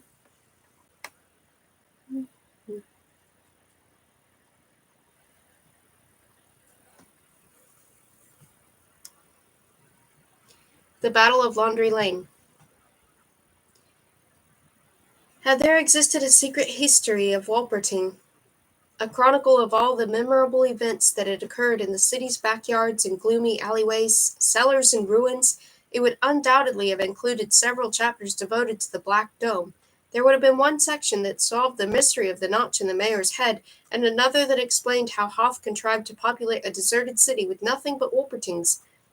There would also have been an account of the wooden sword fight that waged some 50 years earlier by the Reds and the Blacks, two rival gangs of the schoolboys, and a detailed description of the 3-day duel with raw eggs which Ornt el Okro, then in his youth, had fought with Hacha of the Wolves. As for the fight between Rumo and Rolf, it would have gone down in the city's secret annals as the Battle of Laundry Lane. Unfortunately, however, no such history existed. To call their fight a battle was justified, if only because all who witnessed it gained the impression that the combatants numbered a dozen, not just two. The strength, stamina, and endurance displayed by both parties would have sufficed to put an army of werewolves to flight. This clash amid the acrid fumes of Laundry Lane seemed less between two creatures of flesh and blood than between two elemental forces or evil spirits endowed with supernatural powers. It might have been fair to give Rolf a 1-point handicap during the preliminaries, not only because of his friend's yells of encouragement, but because he had mastered various tactics of which Rumo still knew nothing. Rolf hit hard and often, and he was shrewd enough not to neglect his own guard. He was immensely skilled at ducking and weaving, so most of Rumo's punches missed their mark. But Rumo did not make the mistake of losing his temper. He took Rolf's punches and absorbed them without flinching, and it wasn't long before he had the measure of his well-trained opponent. He became accustomed to his speed and his tricks, had gauged his strength and its limits. Rumo was a good scrapper by nature, and this scrap was teaching him a great deal. Increasingly thwarted by Rumo's more effective guard, Rolf was not only landing fewer punches but sustaining some painful blows himself. It was as if the two of them had swapped roles. Rumo was returning each of Rolf's attacks with interest, imitating his movements perfectly, appropriating his technique. Now it was Rolf's turn to suppress his mounting fury. One punch connected so unerringly with his left eye that it swelled up within seconds. His friend's shouts of encouragement were definitely growing fainter, whereas Urs were steadily increasing in volume. Rolf sensed that a change of tactics was indicated, so he tried to embroil Rumo in a wrestling match on the ground, never suspecting that his opponent was better equipped in that respect. Here, where swift reflexes counted for more than technique, Rumo enjoyed an advantage from the start. His lightning holds were harder to break, his limbs more supple, his strength and stamina greater. They rolled around in the dirt, growling and snarling, knocking over laundry baskets and tumbling down the cellar steps. But Rolf always ended up in a headlock or flat on his back, while Rumo sitting on his chest and bombarding him with punches. Rolf realized that he was bound to acquire another black eye sooner or later, So he broke off the wrestling match and switched to a form of fighting at which he was the best in the school, kickboxing. Scrambling to his feet, he adopted the basic kickboxing position, legs slightly bent, shoulders back, both fists at eye level. "Now I'm going to finish you," he announced. "I'm waiting," Rumo retorted. "Now you're for it." "I'm still waiting." "I'm going to make you eat dirt." "I'm still waiting." They were both breathing heavily, and their fur was sodden with sweat. They circled each other for a while, recouping their energies as they continued their dialogue in the same vein. "Now I'm going to show you the difference between a civilized Wolperting and a wild one," Rolf said menacingly. "I'll show you what you can learn in school if you pay attention." Rumo got ready for another furious exchange of punches, only to encounter a sudden flurry of kicks. Rolf used his fists only in order to regain his balance while lashing out with his feet. He launched these attacks in a variety of ways, standing, leaning backwards, lying on the ground, leaping, rotating his body, scything the air with his leg. The kicks landed with the force of a battering ram. Laundry Lane resounded to a series of dull thuds as they bit into Rumo's body. Urs winced as his friend was knocked about like a lifeless straw doll. Blow followed blow in such quick succession that he had no chance to protect himself adequately. Rolf ran through his entire repertoire.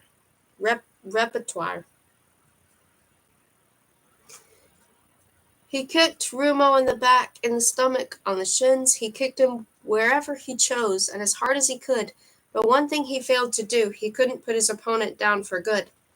Rumo struggled to his feet every time, puffing and blowing, but always with his wits about him. Urs wished he would abandon the fight and spare himself further punishment.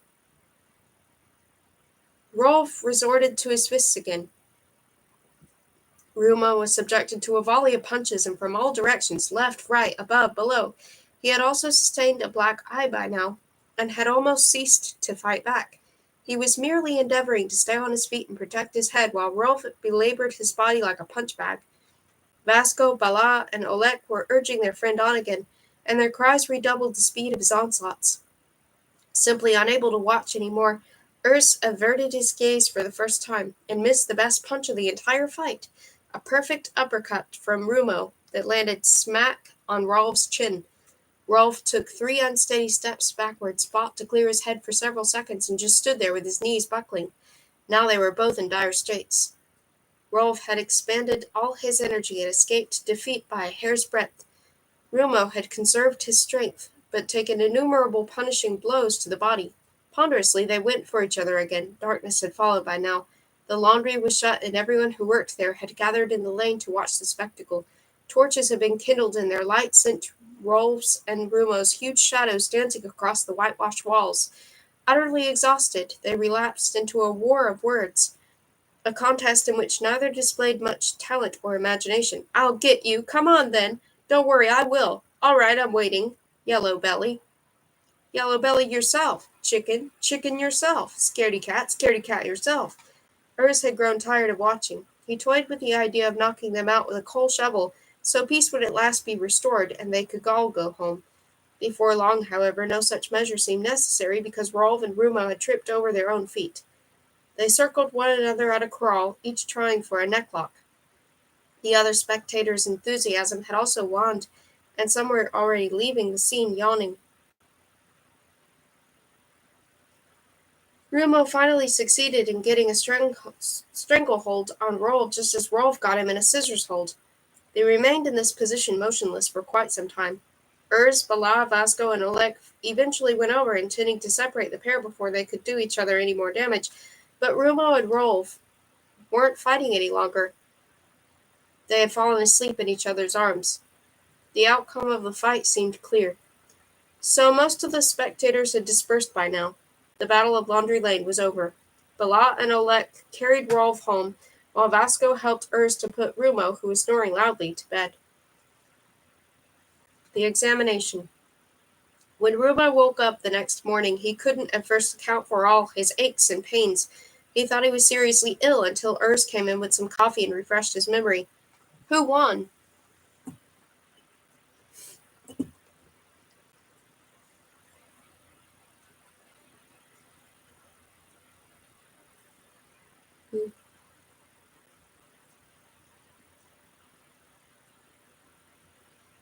Who won? Rumo asked. That remains to be seen. You really must get up and go to school. If you fail to show, everyone will interpret it as a victory for Rolf. I don't think I can. I'll help you. First have some coffee. Rumo hobbled to the school leaning on Urs. Outside the gates they met Rolf, who was being carried rather than supported by Vasco and Bala. They made it to their places in class and slept through the first 2 periods, both of which were devoted to chess. The legend of the Battle of Laundry Lane was already spreading like wildfire, complete with a few preliminary exaggerations. Next, Rumo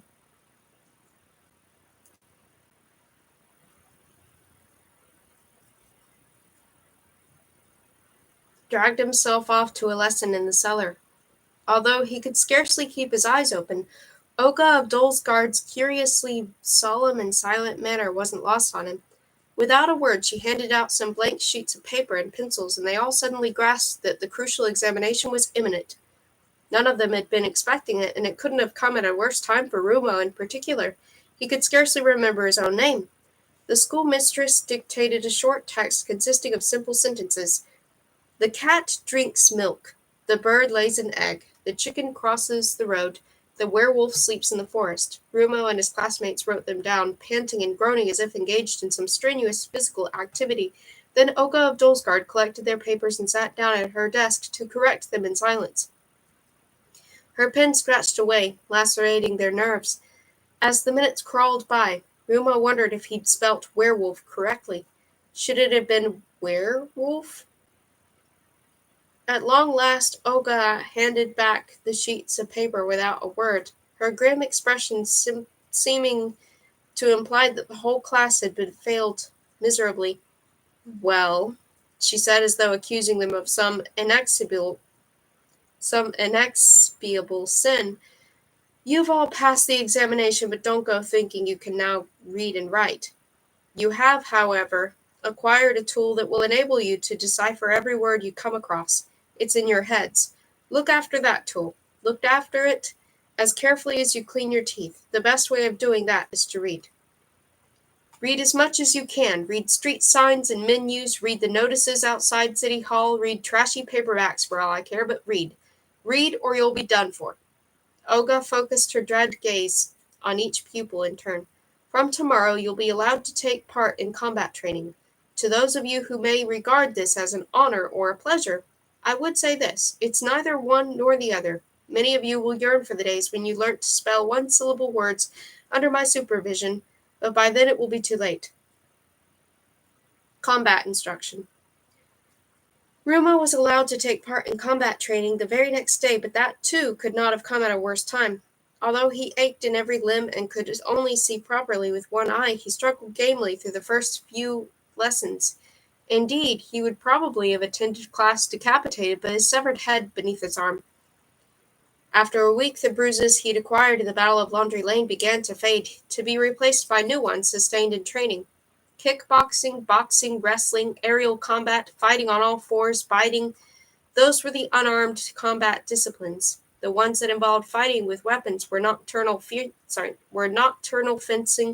axe wielding, ball and chain, crossbowmanship, archery, and blind knife throwing. Most of the pupils soon discovered what suited them and what didn't. In Rumo's own opinion, he had a natural aptitude for every discipline. You had to master the rudiments of unarmed combat before embarking on weapons training. Physical control was the prime requirement. If you couldn't master your own body, you couldn't master a weapon.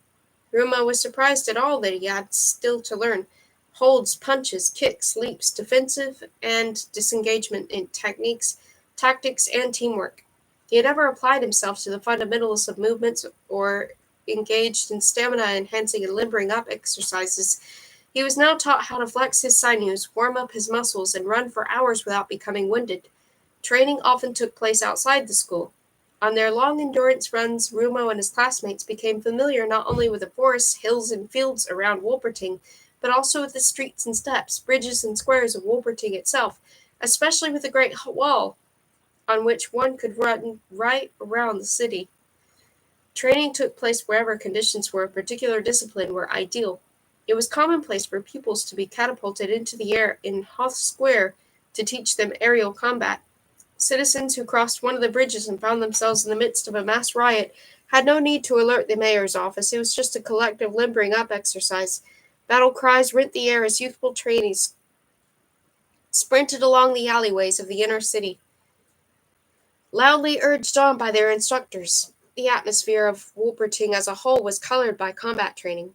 Rumo learned to treat his own body like an extremely intricate, sensitive machine requiring careful maintenance. The functions of the bones, muscles, nerves, and sensory organs were explained during lessons devoted to theory. Stances, holds, kicks, blows, leaps, and defensive measures were drummed into the pupils' heads. They had to memorize them with the aid of diagrams and learn their often bizarre names by heart. The double mitten, the serpentine strange hold, the narcotic sledgehammer, the lethal butterfly punch, the cockerel kick, the twin-fingered thrust with elbow follow-up.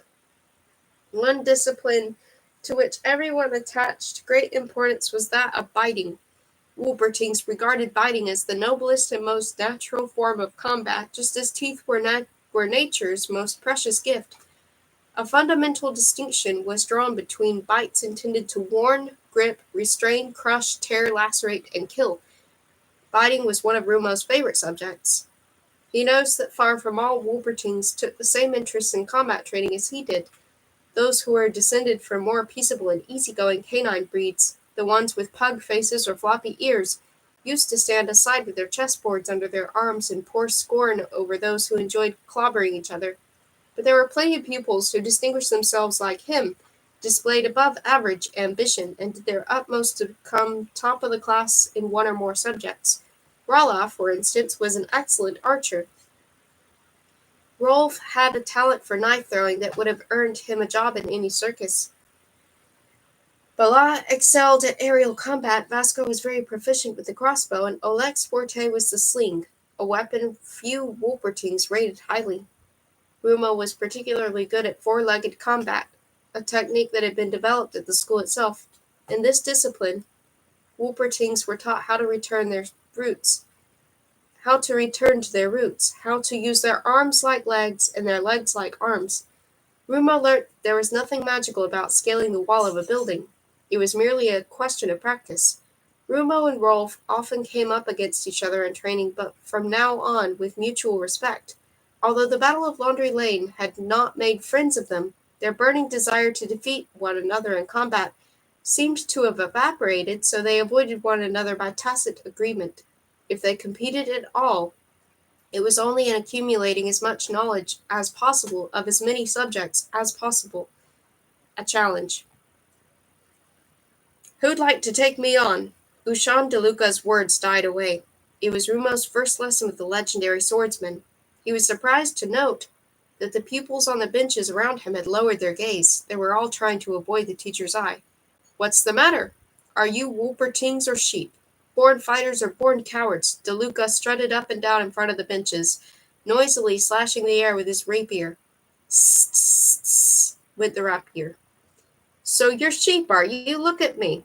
Look me in the eye, you yellow bellies. Ushan DeLuca was in one of his grim moods. Everyone in the class could tell. Everyone except Rumo. How can I teach you anything if you're too scared to fight? I'll fight you, cried Rumo, jumping up. He was itching to cross blades with Ushan DeLuca. He'd been issued with his very first weapon, a rapier, when the lesson began. The hilt felt as warm as Paul, as if it had just come from the smithy. Ushan DeLuca gave a gentle, understanding smile every inch of the fatherly friend and teacher. So you'd like to fight me, Rumo of Zumonia?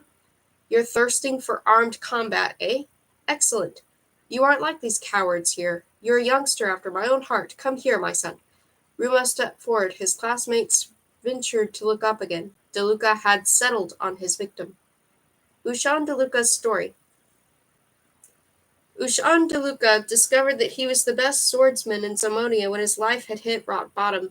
It happened around midnight in a dark side street in the seediest district of Baysville. Almost blind drunk, he had been robbing a helpless farmer with 6 Confederates. Ushan's wild parents had abandoned him in the woods near the town. One day, while rummaging in a municipal rubbish dump for something fit to eat, he fell into the clutches of a dog catcher. The latter shut him up in a wooden cage with a couple of dozen lice-infested mongrels, and taught him some painful and humiliating lessons on the subject of might is right, until Ushan entered the fast-growing phase and became ruler of the roost. When the dog-catcher noticed that he was turning into a big, strong Wolperting and reducing the population of the cage by a dog or two every night, he released him.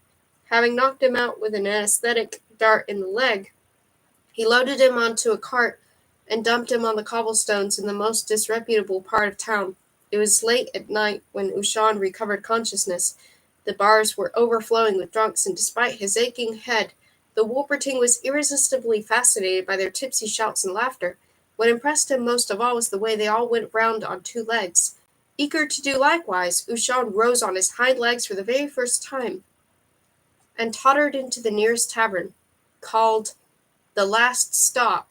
It was to be his home for the next 5 years.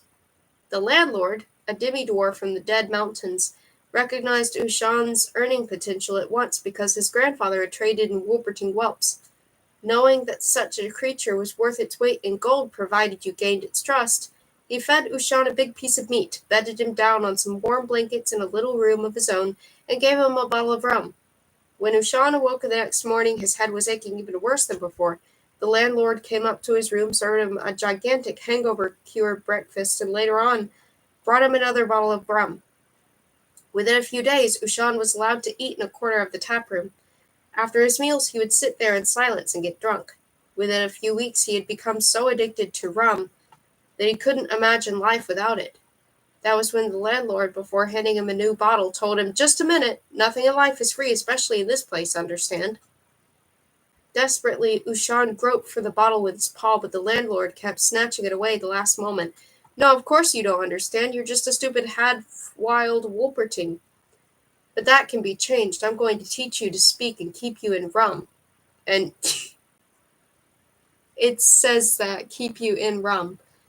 And in return, I'll spend the next few years taking the fullest advantage of you. Does that sound like a fair bargain? Ushan whimpered. "I'll take that as a yes." The landlord handed over the bottle, and Ushan drained it greedily. "Do you realize what first-class tipple that is?" asked the landlord. "It's finest Ushan rum from the cane fields of DeLuca. 58% alcohol, which reminds me, have you got a name?" To begin with, Ushan performed the most menial of barroom tasks.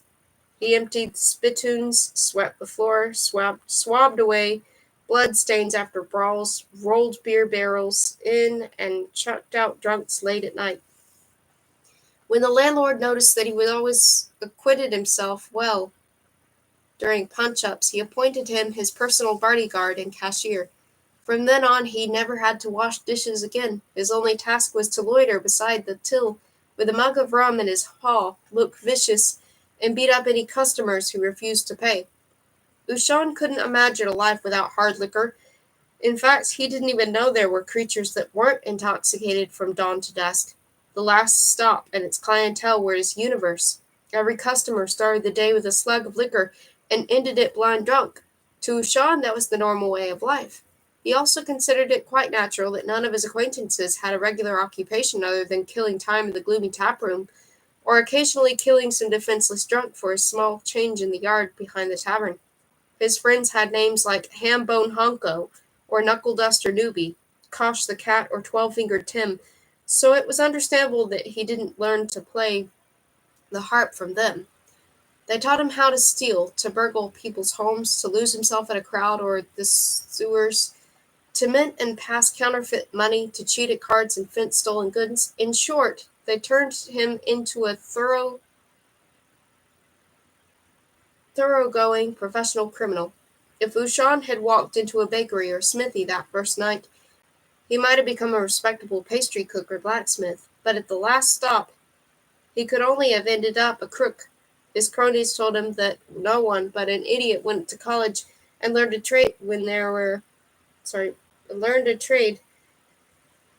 was far easier money to be made. You had only to take what you wanted. The sole requirements were a bit of luck, strong nerves, and an occasional resort to violence. His friends and acquaintances sometimes disappeared for varying lengths of time, and many of them never returned at all.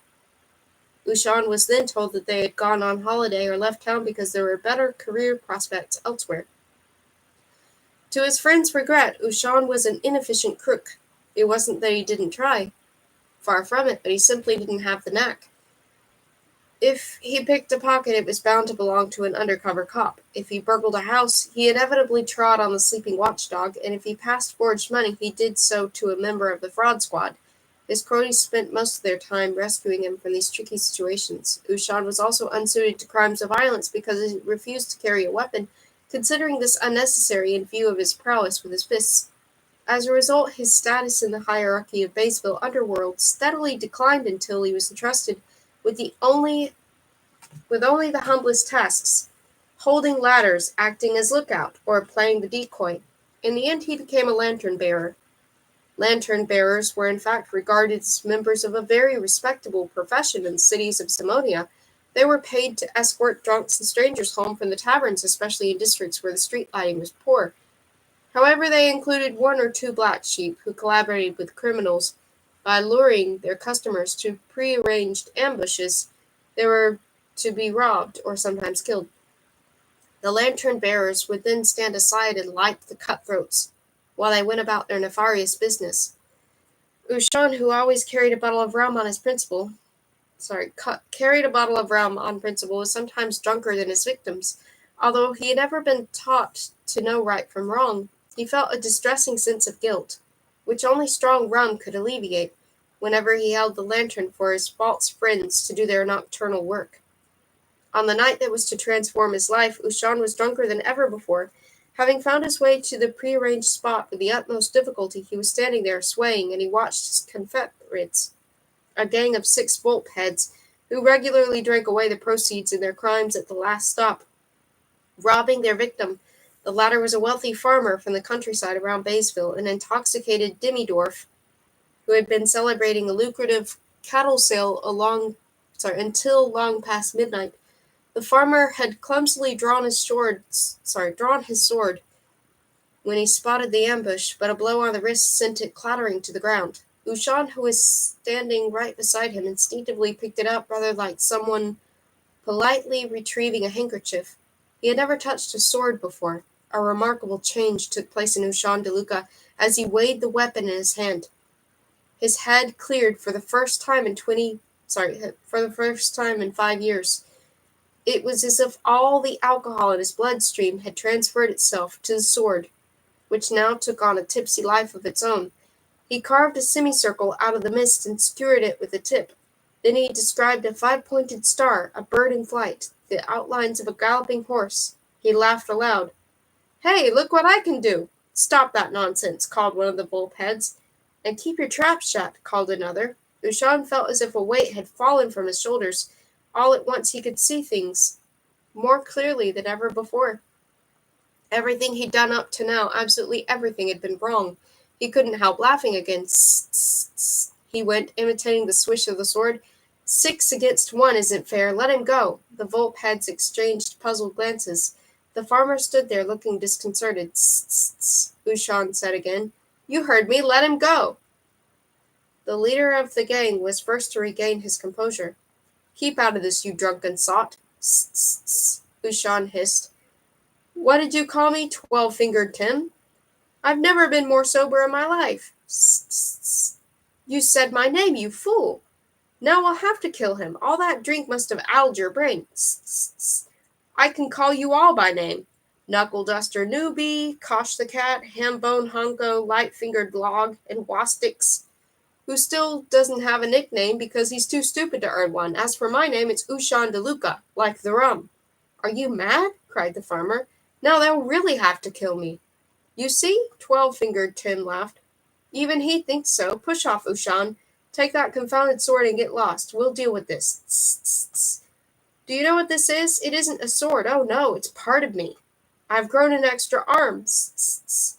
Get lost, Ushan," 12-fingered Tim said in a low, menacing voice. He and the others had all drawn their swords. "Tss, said Ushan. "No, you get lost. Leave the poor fellow alone and I'll let you go. That's the deal." Tss.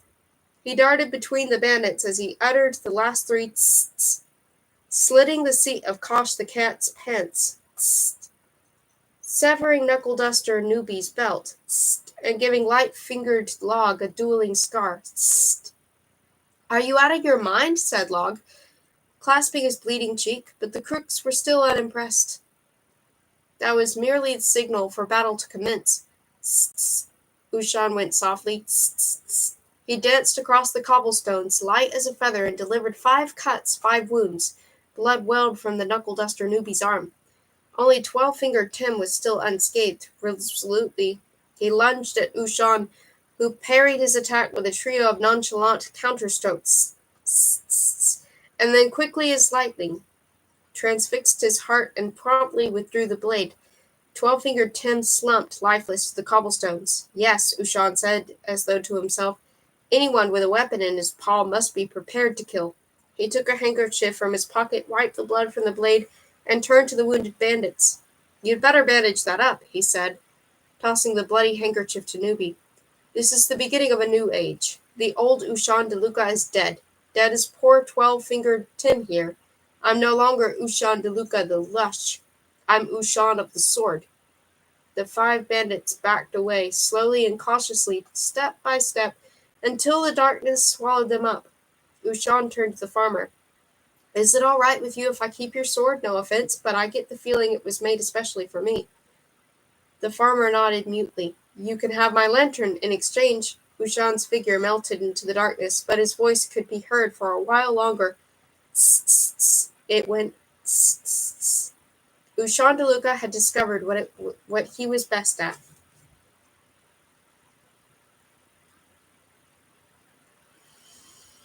A bloody nose. "Attack me," Ushan commanded. Rumo had pondered his strategy. Ushan DeLuca didn't look too quick on his pins.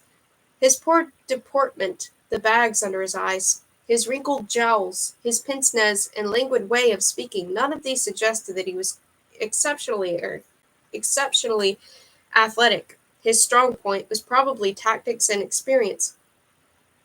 Rumo decided to tackle him from below, to thrust at his legs and compel him to a hop.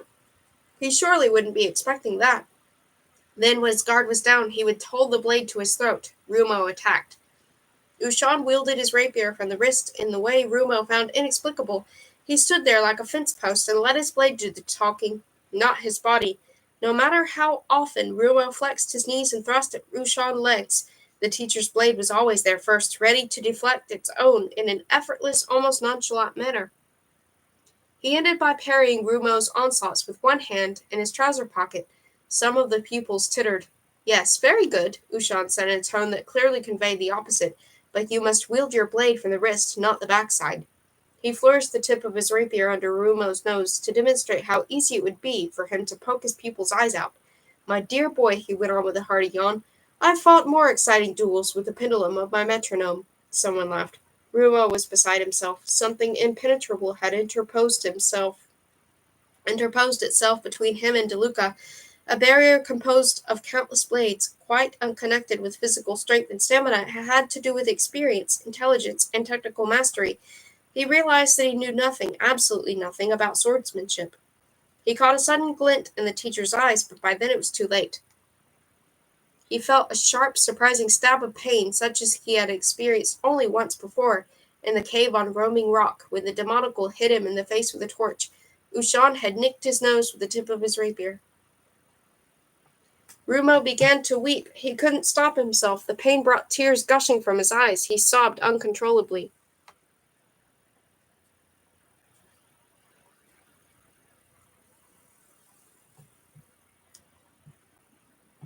"Aha," said Ushan. "Not a coward, just a crybaby." Nobody laughed this time, not even Rolf. They could all have been in Rumo's shoes. "Very well," Ushan went on, paternally affectionate once more. "Sit down on the bench, Rumo. Watch the lesson and memorize the various positions. Next time you can join it." Rumo sat down. Blood was dripping from his nose. Ushan DeLuca proceeded with the normal lesson as if nothing had happened. Having performed a few limbering up exercises, the pupils took up their positions and crossed rapiers. DeLuca rapped out his commands, again and again until universal exhaustion set in. "On guard. Hit. Disengage and hit. Lunge position. Circular parry and quint. Cut at head. On guard. Rest. The pupils laid their rapiers aside and dispersed. Rumo's nose stopped bleeding just as the lesson ended. Wood carvings and paperbacks. Whenever Rumo wasn't at school, he enjoyed going to Ornt's workshop and performing his civic duty there by lending him a hand, although a close observer might have concluded that Ornt was assisting Rumo. Rumo could conjure objects out of wood that no one but he had envisioned within it. Not only simple objects like soups, spoons, or combs, but delicate sculptures, richly decorated wooden swords, and ornamental carvings for house fronts. He would take a length of cane, and moments later he had transformed it into an elegant riding whip. Out of a balsa wood offcut he fashioned an artificial bird, light as a feather, that glided through the air for minutes on end. Every day Ornt marveled anew at Rumo's skill and speed with which he worked. With Ornt's help he produced a large conference table for the council chamber in a day and a night. In the days that followed he adorned the table legs with carvings of 4 of the city's principal features: the Woolper Bridge, the Black Dome, the Hoth Windmill, the facade of the City Hall. One lunch break he started whittling away at the massive oak beam over the workshop door. He carved some little scenes from everyday life at the cabinet-maker's workshop, all astonishingly detailed and accurate. Ornt and himself wielding the 2-handled saw, carpenter's tools, the joiner's bench, a portrait of Ornt smoking his pipe. He added some new detail at every opportunity. After initially grumbling that Rumo would spoil his nice doorway, Ornt had since become mightily proud of the splendid entrance to his workshop. Many Wolpertines walked past just to admire Rumo's progress, and Ornt seized the opportunity to talk them into buying a chair or a stool. If Rumo's crowded life left room for anything in the way of spare time, he spent it reading the Prince Sangfroid novels. The day he passed his literacy exam, Axel had come to his room with a stack of dog-eared paperbacks, tossed them onto his bed, and fervently extolled their unique qualities. They were, he said, the most brilliant, exciting, and suspenseful books that any Simonian author had ever written. Compared to them, the entire works of Hildegard Mythmaker were fit only for use in public convenience. No one with a heart in his breast could resist the hypnotic appeal of these literary masterpieces. And so it turned out. Although Rumo found the first few pages hard going, he read with growing ease as the time went by and ended by becoming an ardent Prince Sangfroid fan. The prince was a character created by Count Clantu of Nerland, a best-selling novelist whose sensational thrillers were universally popular with the younger generation of Simonians. Count Clantu had borrowed the name of his hero from the legend about the Wolpertine's origins recounted in class by Hara of Midgard. The Prince Sangfroid series of novels dealt with a subject in which Rumo was keenly interested, namely heroism of an exemplary kind. Inspired by the noblest of motives, the prince fought the most dastardly villains and horrific monsters, and each of his adventures featured a different, incredibly beautiful princess. Much to Rumo's relief, however, every Prince Sangfroid book ended with a description of the hero proceeding on his lonely way because new and appalling dangers required his urgent intervention. Olga of Dolsgaard had taught Rumo to read, but Prince Sangfroid taught him to become engrossed in the printed word.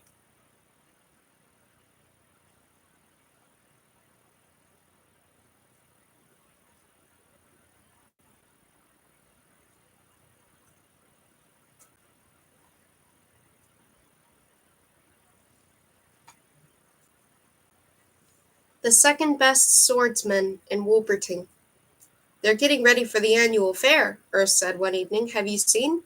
Rumo had naturally noticed the activities in progress outside the city walls. Tents and booths had been set up on the edge of the moat, and masses of strangers were miling around out there. It had been explained to him that this was a friendly siege mounted with the mayor's permission. "It'll be a gas, think of it, mulled ale and all the food he can eat." Rumo said indifferently. "Why, aren't you interested in food?" Urs had cooked Rumo an excellent supper: leg of sucking pig and carrots on a bed of pureed potatoes, flavored with saffron. But Rumo had bolted it without comment as usual, and also as usual left half of it. "I like being hungry," said Rumo, as if that explained everything. Well, so you enjoy being hungry. You might just as well say, "I like having a toothache." Rumo pondered this. His mind went back to the time when his teeth were growing. "Toothache has its points," he said. "You're only assigned one municipal friend in your life," said Urs, And I had to get you, of all people. I suppose I should regard it as a kind of test. What makes you so interested in food? I aim to become the best cook in the city. Why? Well, every Wolperting is the best at something, as you know, and since I can never become the best swordsman here, only the second best, I thought that cooking you, the second best swordsman in Wolperting? That's right. Oh, sure, Rumo laughed. I used to be, at least. Not now, perhaps. More like number 4 or 5. It's ages since I touched a blade longer than my kitchen knife. But I could still hold my own among the first 5, take it from me. Says you. A few years ago, I was the best swordsman in Wolperting. That's official. You can check with the mayor's office. There's even a diploma on the wall there. Pull the other one. Go to the city hall if you don't believe me. Rumo was impressed by Ur's righteous indignation. So how come you used to be the best swordsman in Wolperting, then the second best, and now you don't fence at all? I've never seen you with a rapier in your paw. I don't like weapons, Urs growled, bowing his head. The subject seemed to distress him. Rumo pricked up his ears. You used to be the best swordsman in Wolperting and you don't like weapons? Explain that and you can have my cookie ration for a week. Urs cheered up at that. Have I never told you? No. You never tell me anything either. I'm not good with words. That's true. Come on, tell me, Rumo demanded. The story of Urs of the Snows. Urs sighed. All right. I can't remember it myself, but my foster father told me how he found me as a puppy in the forest of North End, half frozen in the middle of winter. My foster father was Coram Morak, a volped who earned his living as a duelist. What's a duelist? You become a duelist when you've nothing more to lose, including your fear of death, or when you've a screw loose. In Coram's case, it was a bit of both. Professional duelists fight duels for other people, understand? They do it for money. An exciting job. You could call it that. There was never a dull moment at home. I never knew when my foster father went off for work, whether he would come back in the evening. Once he showed up with an arrow through his ear, another time with half a saber snapped off at his back. It wasn't that he earned a lot. Almost anyone could afford a duelist. There were so many of them. In fact, they sometimes fought for a slice of bread and butter. Quite often 2 duelists would do the fighting, while the real antagonists stood there placing bets on their representatives, and in those days people dueled for any old reason. I had to be prepared to become an orphan again, at least once a week. Sounds like a happy childhood. Urs laughed. It could have been worse. It was exciting anyway. Youngsters are only unhappy when they're bored. The worst thing was the food. Coram knew about as much as cooking and eating as you do. Thanks. Yes, it really was intolerable. He used to put sugar in the soup, that sort of thing. The food was appalling, so I took over that part of the housekeeping and when I was old enough. And lo and behold, I enjoyed it. That's how I came to cook. I see. The worst of it was, Coram wasn't very good at dueling. He could fence a bit and shoot a bit with a crossbow, and do a bit of knife throwing, but only a bit of everything. He was tough. That was what had saved him. He didn't slink off home because he'd taken an arrow through the ear. Not him. He didn't lie down and whimper for the doctor after the first flesh wound. He fought on, even if the blood was spurting from 10 wounds. One night he came home white as a sheet, pale as a ghost. I got a terrible shock when I saw him. His opponent had severed 2 arteries, but he'd fought and won, and then sewn up the arteries himself. He lived on a diet of raw calf's liver and pig's blood for 2 weeks, until he could stand without falling over. He'd lost just about everything anyone could have hacked off or shot away. 3 fingers, 1 eye, half an ear, 2 toes, a slice here, a slice there. You could have made a dwarf out of all the separate pieces. That was why I learned to fence. One day I told myself, they'll cut the last slice out of him, and he won't be there any more. Urs pointed to Rumo's half-eaten leg of sucking pig. Aren't you going to finish that? Rumo shook his head. Urs grabbed the leg and took a bite. Coram would never have dreamt of getting me to work for him, he went on, chewing with gusto. That was all my idea. When he found me in the snow, he thought I had made an excellent watchdog. He wasn't scared of me the way people usually are, even when I grew up into a big, strong Wolperting. He treated me like his own son. Urs lowered the leg of the pork. So I asked him to teach me to fence. Ostensibly for self-protection, because I spent so much time alone while he was away dueling and so on. He agreed, but the longer we practiced and trained and fought, the more I realized what a poor swordsman he was, and how much better at it I was. I had a burning ambition to be more than a match for him, and it really wasn't long before I reached that stage. I didn't let on, mind you. I always held myself in check and allowed him to win, but in reality I got better and better. In fact, I could have disarmed him with a poker. Well, one day he was due to fight a duel, for which the other side had engaged Hogg the Hunk. Hogg was the most celebrated and dreaded duelist in the whole of Northend, a gigantic brute of a wild boar. It would have been a suicide for Coram to go up against him, and I was at the top of my form. Honestly, I couldn't wait to try out my skill in a genuine fight, so I devised a simple little plan. I had to persuade Coram to let me fight the duel in his place. I persuaded him by bringing a coal shovel down on the back of his thick skull. In fact, I nearly killed him. I had to hit him so hard.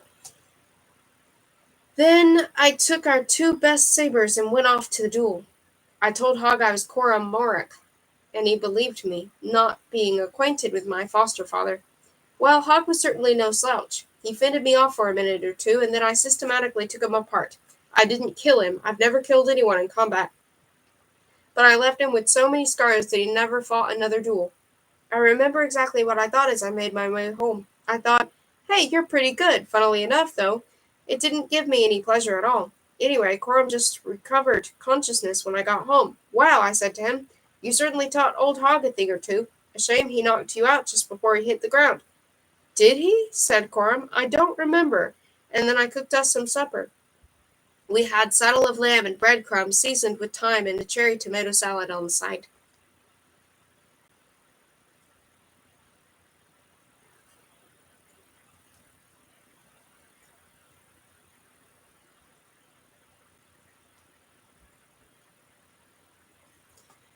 Urs took another bite out of the leg of pork.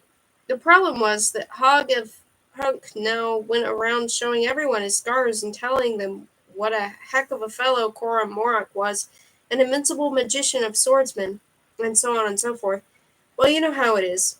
It wasn't long before every saber rattler in Zamonia wanted to fight this Coram Morak. Urs sighed. The fact was, I dislodged a regular avalanche. Yogur the Butcher, Gollop of the Gulch, Gadji of the Three Blades, Swatkin the Slayer, Pincushion Pratt, Yambu Yuli, Hoku the Toothless, every few weeks some brain-dead barbarian would appear outside our shack and challenge Coram to a duel. When that happened, my only recourse was the coal shovel that I went off and riddled my opponent with holes. I told Coram the same story every time he came round, how he'd made a mincemeat of someone, but been knocked out at the last moment. In the end, Coram scarcely had time to recover his wits. Between duels, I was afraid he'd become permanently deranged if things went on that way, but I didn't know what else to do. Urs drew a deep breath. Avel the Octopus. Then one day, Avel the Octopus appeared at our door, the most dreaded duelist in all of Zamonia. He had no more arms than you or I. They called him the Octopus because he seemed to have at least 8 when fighting, or so the story went. I went to fetch the coal shovel, but it wasn't there. At that moment it came crashing down on my head, bang, and everything went black. Coram had tumbled to my game. It had gone on long enough, heaven knows, and given me a dose of my own medicine. When I came to, Coram Morak, my foster father, was lying outside in the snow in a pool of blood. Urs emitted a sob. A single tear trickled down his cheek and lost itself in his fur. I took our weapons and scoured Zamonia for Evel the Octopus. This time I was determined to give my opponent more than a few scars. Just this once I was prepared to kill. Oh yes, I was ready to kill all right, but Evel seemed to have vanished from the face of the earth. That was when I realized what happens when you take up arms, even in a good cause. One thing leads to another, and in the end the weapon triumphs. Those confounded blades are like vampires. They drink blood and induce you to supply them with some. Sooner or later you realize they wield you, not the other way around. Yes, Rumo said dismissively. All right, but what brought you to Wolperting? The usual thing. I saw the silver thread one day. I found its source in Wolperting, naturally, in the person of Sheena the Snows. But that's another story. Once here I did what you're doing now. I went to school and took fencing lessons. This was before Ushan DeLuca's time. It soon turned out that I was the best swordsman in the city. No one could match my experience. I was even asked to head the fencing school, but I wanted nothing to do with it, honestly not. I did give a few fencing lessons, though, because everyone kept badgering me, telling me it was my civic duty as the city's finest swordsman, etc. Then, when Ushan DeLuca arrived here a few years later, it put paid to my status as the best swordsman in Wolperting. DeLuca is a born swordsman, an absolute natural. Believe me, I was thoroughly relieved when everyone stopped fussing over me. The youngsters these days don't even know I can hold a rapier in my paw. Could you give me some tuition? In what? Fencing, of course. Fencing? I can't fence myself anymore. You just said you were the second best. Fifth best at most. That's good enough for me, will you? Can't I talk you out of it? No, you should have kept your mouth shut. Urs sighed and gnawed a final shred of pork off the bone. I ought to have sent you away with a flea in your ear when you turned up outside the gates, he said. You were nothing but trouble, I could smell it. Starting the next day, Urs and Rumo used to leave the city late in the afternoon and disappear into the northern woods. Rumo always carried a long cloth-wrapped bundle under his arm, and several of his classmates who had spotted him and his friend wondered what they got up to out there. The truth was, Urs gave Rumo fencing lessons every evening until sunset, and sometimes by torchlight after dark. The bundle contained 2 sabers, 2 rapiers, 2 daggers, which Rumo had carved from hardwood. Although Urs soon recalled the essentials of swordsmanship, he sometimes imparted them in the wrong order.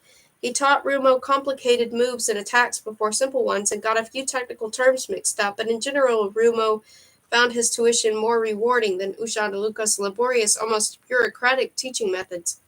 One thing became absolutely clear to him. Urs detested fencing. His aptitude for it not only bored him, but it troubled him. He disliked everything about it. The mechanical movements, the concentration, the discipline, the eternal repetitions. Urs had devised various ways of getting around these rules. Although he taught Rumo those too, it didn't change his opinion that fencing wasn't an art, but a strenuous, tedious, vicious, nonsensical form of sport. Teaching Rumo was a genuine favor to a friend. Urs would so much rather have taught him how to cook, but he couldn't have had a better pupil. Where fencing was concerned, Rumo was almost fanatical in his eagerness to learn. He soaked up Urs's theoretical remarks like a sponge, was tireless in practice, and repeated each exercise to the point of utter exhaustion. Rumo was the driving force. He resisted any attempt by Urs to cut a lesson short or omit it altogether. Even when they got home and Urs had long since retired to bed, he would get out of the fencing manuals he'd borrowed from the library and read until sleep overcame him. Among his reading matter was a slim booklet by Ushan DeLuca, tersely entitled Swordsmanship. Rumo studied that work most attentively of all.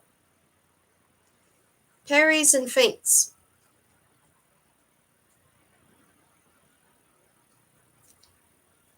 Rumo's lessons in the woods covered the following: how to hold the weapon, the salute, the backwards jump, the forwards jump, the lunge step, the flesh attack, the simple direct hit, the disengage, the hip, the coulee, and then the parries, the direct parry, the parries in prime and second, the seating parries in tierce and court, the riposte and remise, and then the feints, the hit feint, the feint by disengage, the feint by taking the opponent's blade, the double feint, the Delucian feint, the feint, the wishbone feint with remise, the double wishbone feint with remise, the feint with double disengage, the feint at flank and court, the Delucian feint at flank and court, the Ursus homemade feint and flank and court, which was so bewilderingly effective that the other feints at flank and court could safely be forgotten.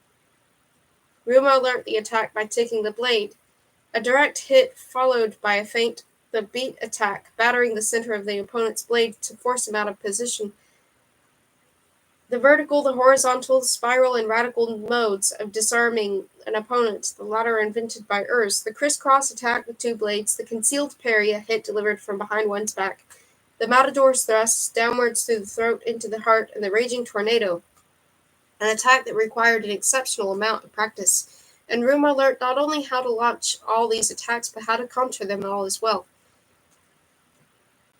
He repeatedly practiced the flat slap defense, an exercise of which Urs seemed particularly fond. Urs taught Rumo how to wield the blade while lying on the ground, how to defend himself with one paw tied to a tree with one leg buried on the ground.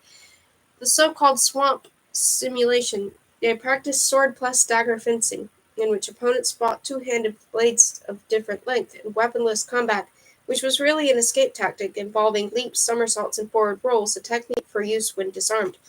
They fought in the treetops, swinging from branch to branch like monkeys. They fought in densely wooded terrain with rotten, slippery branches underfoot. They fought while wading through bogs or up to their waists in water.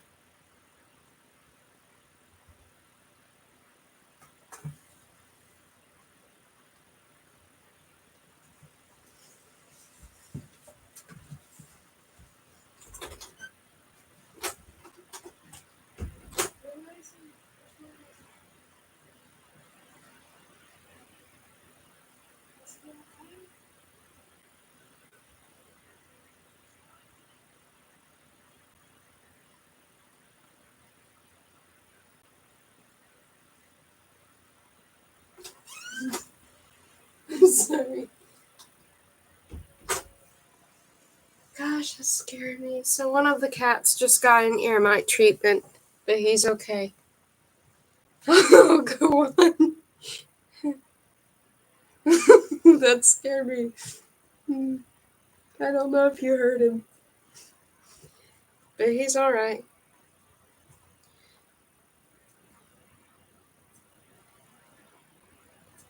That's actually our most vocal cat. Okay, let me go on. They fought in the treetops, swinging from branch to branch like monkeys. They fought in densely wooded terrain with rotten, slippery branches underfoot. They fought while wading through bogs or up to their waists in water. You never know when it'll come to the crutch, said Urs. It may be winter time and you're ankle deep in slush or standing on an icy pavement, or it might be night time and you're halfway down some rickety cellar stairs in the dark. Those textbook drawings are seldom realistic. Two perfectly posed fencers confronting one another in a dry, well-lit gymnasium. You're more likely to find yourself on a cliff top at night, lashed by flying spray, and it'll be hailing into the bargain. That was why they practiced in all conditions. Any weather was fencing weather, said Urs. Two dreams and a riddle.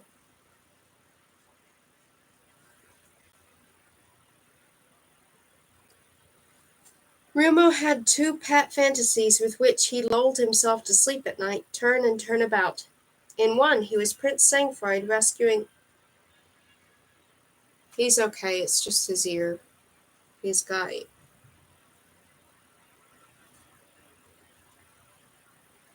He must have ear mites, and she's putting ear mite treatment in them. Anyway, Rumo had two pet fantasies with which he lulled himself to sleep at night, turn and turn about. In one, he was Prince Sangfroid rescuing Princess Rala from the clutches of an ever-changing succession of monsters or villains. In the other, he was Wolperting's new fencing champion, who deposed the legendary but aging Ushan DeLuca in a breathtaking duel, watched by Rala and the entire fencing class, needless to say. Just as his dreams on Roaming Rock had constantly rehearsed the two phases of Smike's plan, so he now pictured himself repaying Ushan's in the same coin with that humiliating nick on the nose. Having first played the fool and launched some clumsy attacks to put the fencing master off his guard, he would then surpass himself in a furious display of swordsmanship, taking his opponent apart until all that remained of him was a whimpering wretch who begged Rumo to take over his teaching post. The vengeful thoughts Rumo entertained towards Ushan DeLuca differed in character from those he had felt for the Demonicals. He would exact a bloodless form of retribution that disarmed and humiliated his opponent with swordsman-like finesse. Wolselton Smike would have approved of his second dream. Smike. Rumo wondered what had become of his corpulent teacher. He would undoubtedly have found Wolperting to his taste had he been permitted to enter the city, a city where combat training was part of the school syllabus. He would also have made an excellent addition to the school staff. Main subject strategy, subsidiary subject Samodian military history. Rumo missed Smike, but he wasn't unduly worried about him. Anyone who had survived Roaming Rock could cope with any situation. Rumo yawned. Then he remembered Smike's farewell riddle. What grows shorter and shorter the longer it gets? A candle? No, a burning candle simply gets shorter and shorter, not longer. Was the answer something visible? Maybe, maybe not. Still pondering this utterly insoluble riddle, Rumo drifted gently off to sleep.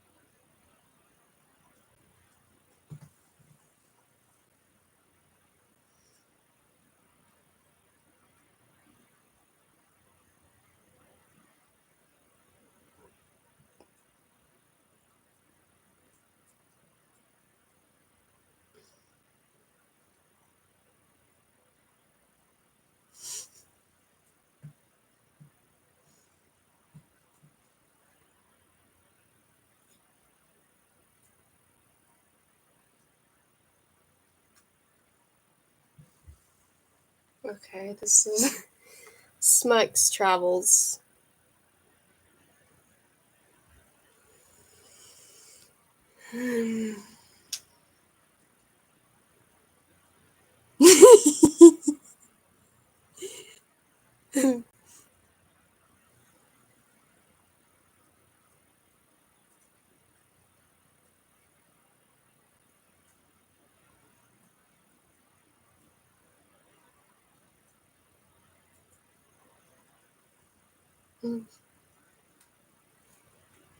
Smike very soon regretted his decision to part company with Rumo. He berated himself for being an utter fool, having yielded to a spontaneous whim and dispensed with the amenities of Rumo's companionship. He would now have to forage for food, light fires, and cook for himself. As for the other advantages conferred by the presence of battle-hardened Wolperting, he dreaded to think of them. He had gambled with destiny yet again, but his temperament was such that he quickly accepted his lot.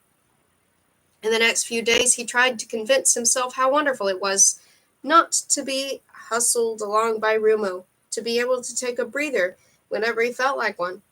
He spent several cold and almost sleepless nights because he failed to get a decent fire going and was deterred from shutting his eyes by sinister noises in the surrounding forest. He was not unnaturally exhausted, when after a week he met up with a convoy of Midgardian dwarfs, itinerant workers who toured the vineyards and helped with the grape harvest. It required all Smike's powers of persuasion to induce them to give him a ride on one of their donkey carts. Although unconvinced by his claim to be a champion grape picker, the good-natured dwarfs took pity on him because of his condition and allowed him to climb aboard. Smike found vineyards far more congenial than the wild woods of Simonia. What was more, he discovered to his own surprise that he really could help with the harvest because after a short time his 14 arms enabled him to pick many more grapes than a Midgardian dwarf. He and his companions went from vineyard to vineyard, spending one day at each, and then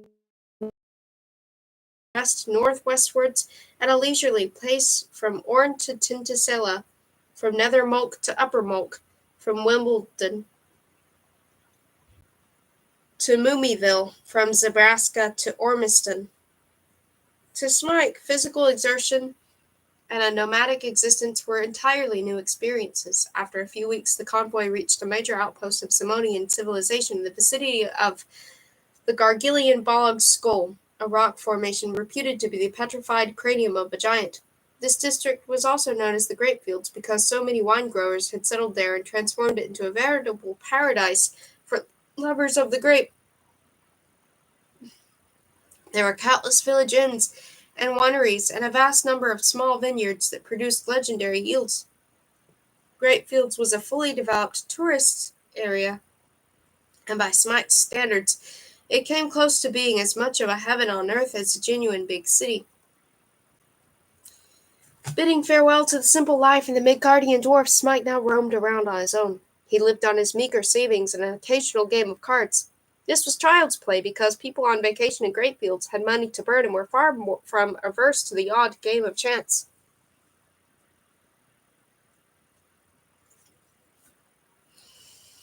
Smike used his winnings to fulfill the visions that had kept him going at the bottom of a slimy pool on Roaming Rock. He lived down his culinary dreams in every detail. Some of the finest chefs in Zamodia had opened restaurants in the Greatfields area, and Smike patronized them all. He went through the meal menus from beginning to end and back again until every memory of his privations had been effaced and converted into body fat. He had truly reached civilization at last. Smike's excursions had naturally taken him into the neighborhood of the Bollig Skull, growing up to its steep limestone slopes, where wild vines that could be harvested only by the flying gargils who inhabited the caves inside the gigantic head. It was said that many years ago a frozen meteor from outer space had struck the Bollig Skull and melted, filling it with the mysterious black water that was the main source of the fabulous wine from which the whole district was famed. The Truth Wine.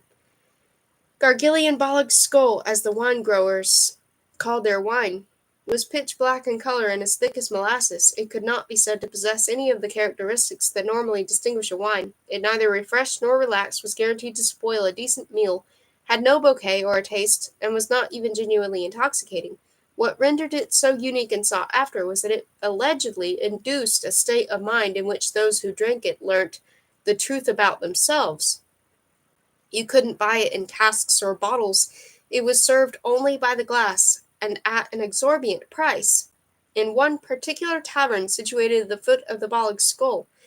Its name, logically enough, was the Bollig Skull. Smike had already heard the Midgardian dwarfs talking about this wine. In fact, the subject always cropped up sooner or later in any conversation. The locals, who spoke of it only in mysterious and enigmatic turns, intimated that its effects weren't to everyone's taste. The longer Smike spent in the Greatfields, however, the more the wine intrigued him. And so, when he had won enough money at cards, he made his way to the aforesaid hostelry to sample it. He felt a trifle uneasy when he reached the tavern at the foot of the gigantic skull. There were people who had strongly advised him not to touch the wine, and one of his card-playing cronies had even claimed that anyone who got high on Gargillian Bollig's skull was never the same again. But curiosity triumphed, of course, and Smike ventured inside.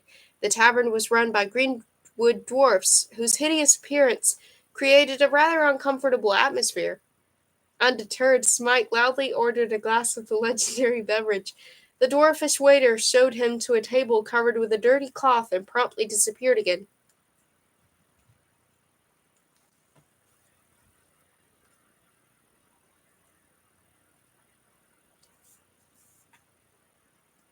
Oh, hello, Gerald. Haven't seen you in a while.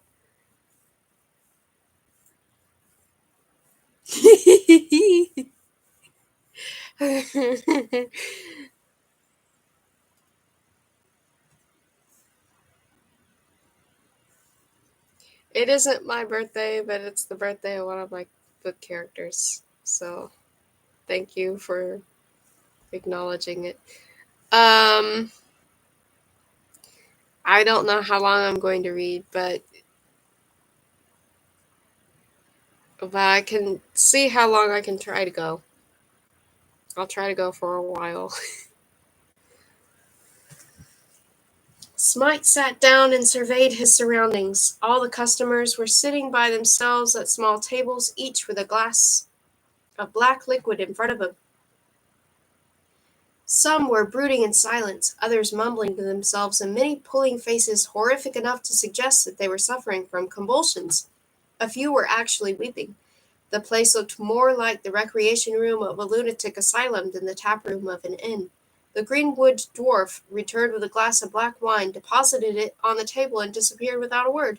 Smike took a cautious sip. He felt cheated. The wine tasted of nothing. Absolutely nothing, not even water. What a fool he was. He'd fallen for an old wives' tale, for the oldest tourist trap in the district. Remembering how expensive the wine was, he decided to make a fuss when the waiter reappeared. Perhaps he could get out of paying the bill. He looked up and gave such a terrible start that he spilt the rest of the wine on the grubby tablecloth. Seated across the table from him was himself, Smike's alter ego. "No, your eyes don't deceive you," said his alter ego. "It's you. You're me. I'm you. You're looking at yourself." "Heavens," said Smike. "I wasn't prepared for this." No, there was no mirror. It was his doppelganger, all right. Nobody's prepared for it, curiously enough. It's only logical, though, when you come to think about it. After all, who is better qualified to tell you the truth about yourself than yourself?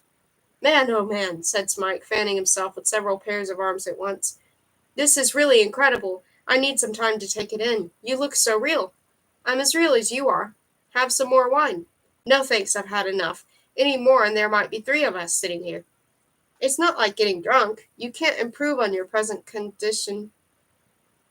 What you see is what you get." "I might just as well have looked at a mirror," said Smike. "It would have been cheaper." "Yes, exactly. You're seeing what you'd see in a mirror, but much quicker." "How do you mean much quicker?" "Wait and see. Look at me. Concentrate on me." "You mean you're going to show me something?"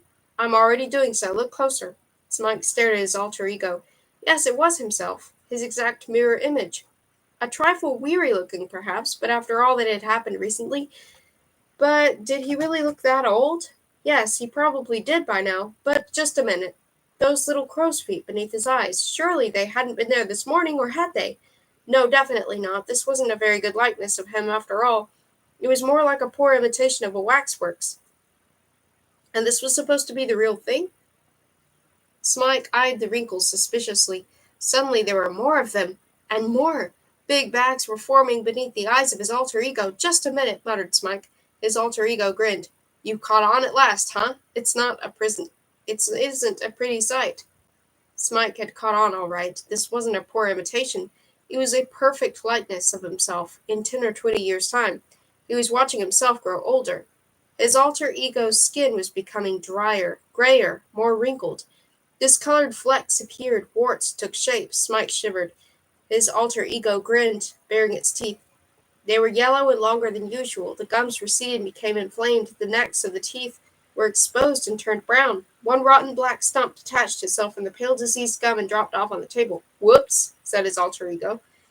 This was going decidedly too far, thought Smike. He was watching himself dying, not just growing older. "Stop it," he entreated, but he couldn't tear his eyes away from the gruesome sight. His alter ego's skin had creased into thousands of tiny folds. The face was puckering into an overripe plum. The hands and arms were little more than skin and bone, and they too began to fall apart and drop off. Smike could make out the individual bones and desiccated sinews. "Stop it, I said," gasped Smike. He burst into tears. "No can do," said his ghastly doppelganger. "The truth is inescapable. Well, it's been nice having a drink with you, brother of mine. Just remember this." It leant forward, bared its rotting teeth in a frightful grin, and whispered, "They'll be coming to fetch you." Then it broke into a sinister laugh. It laughed until it choked on its own vocal cords.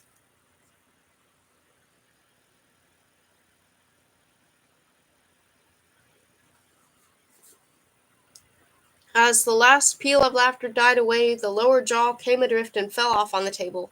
A gray tongue lolled from the open throat, then that too fell off and exploded into a puff of dust. Smike uttered a high-pitched cry. A voice behind him said, "Can I get you something else, sir?" He spun around. The dwarfish waiter was standing there, eyeing him malevolently. "What? Would you care for something else, sir? Some cheese, perhaps? No thanks," said Smike. He turned to look at his frightful companion, but there was no one there. The chair on the other side of the table was empty, the table itself bare of teeth and other detritus. The nightmare was over. "Yes, the truth is hard to endure," said the waiter. "Lies are nicer, we all know that.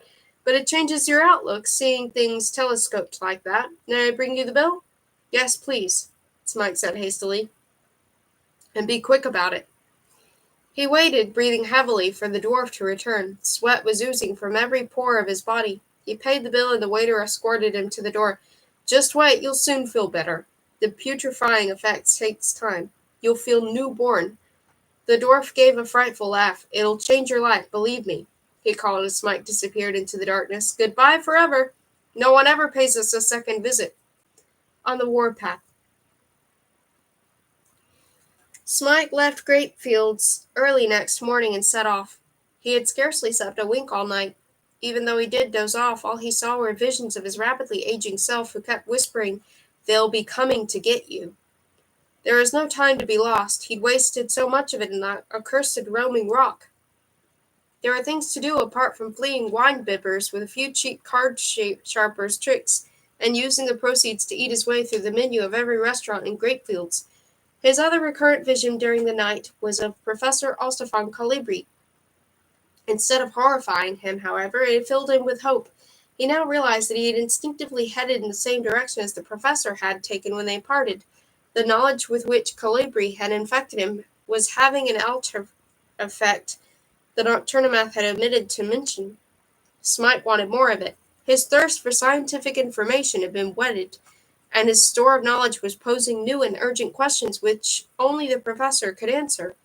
If the readiness of Simonian bees to discuss matters by haptic means were allied with the floral transmission of information, would it not be possible to develop an apiarius language capable of verbally stimulating their honey output? If the surgical instruments in the non-existent Teeny's subcutaneous submarine can start a dead heart beating again, to which parts of the anatomy should they be applied? And if it were possible to start a dead heart beating again, would that not be a first step towards combating the inexorable fate so drastically demonstrated to Smike by his alter ego? Following in Calibri's footsteps meant defying fate and declaring war on death, and Smike was an expert on war, for had he not been Prince Hussein Banana's war minister?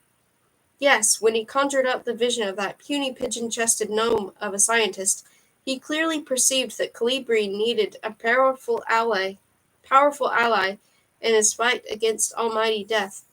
It was Smike's wish, nay, his destiny, to follow the professor to Merkholm as quickly as possible.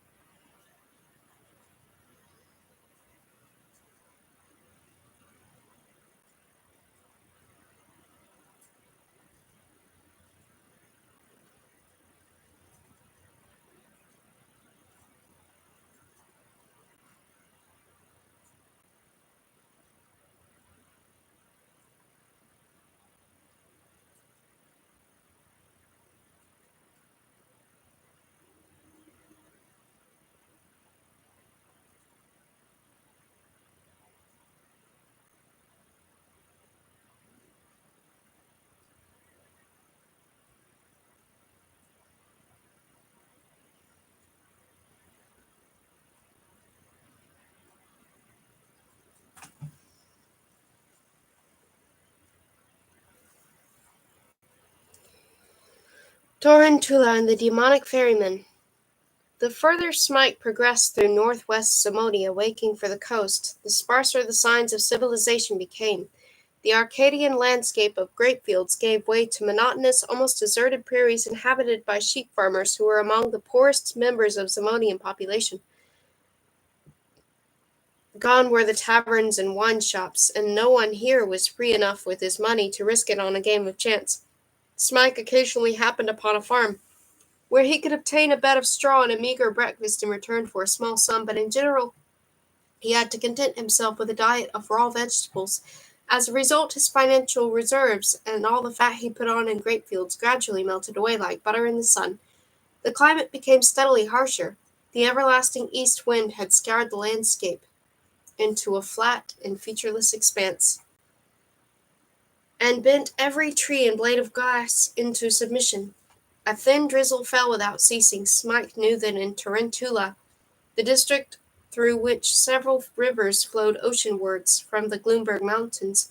There were some small villages which were so-called demon boats could be hired to take one further. Only the most audacious travelers availed themselves of this inexpensive form of transportation, for the demon boats were diminutive craft manned by ferrymen of semi-demonic ancestry, who always shot toward Tula's dangerous rapids by night. However, Smike was becoming so sick of the monotonous scenery that he decided to take the risk. The very look of the boat he boarded in one of the villages, which was crisscrossed by several small rivers, made an unnerving impression on him. It was coal-black and shaped like a grotesque demonic head with horribly gaping jaws. He took his place in it, accompanied by the ferryman, who was muffled up in a black cloak. Seated behind Smike, he made not the slightest attempt to steer and spent the whole time cackling incessantly. At first they glided leisurely downstream, and Smike had just concluded that the ferryman's infuriating laughter was the worst feature of the voyage, when the boat put on speed and the demonic pipes mounted on the cabin roof began to wail in the wind. They proceeded to shoot the rapids at a rate of which Smike would never have believed a river craft capable. Flung ever more violently to and fro by the current, the boat rotated on its own axis and stood on its head by turns, submerged completely, regained the surface, and plunged down several waterfalls. Although unafraid of drowning, being a semi-aquatic creature, Smike thought it quite possible that he would be smashed to pieces against the hull. Either that, or he would go insane with fear and join in the ferryman's demented laughter. But the boat soon reached its destination unscathed. Smike was still alive and in his right mind. What was more, he had covered a lot of ground with an incredibly short time. He was now near the coast just south of Merkholm.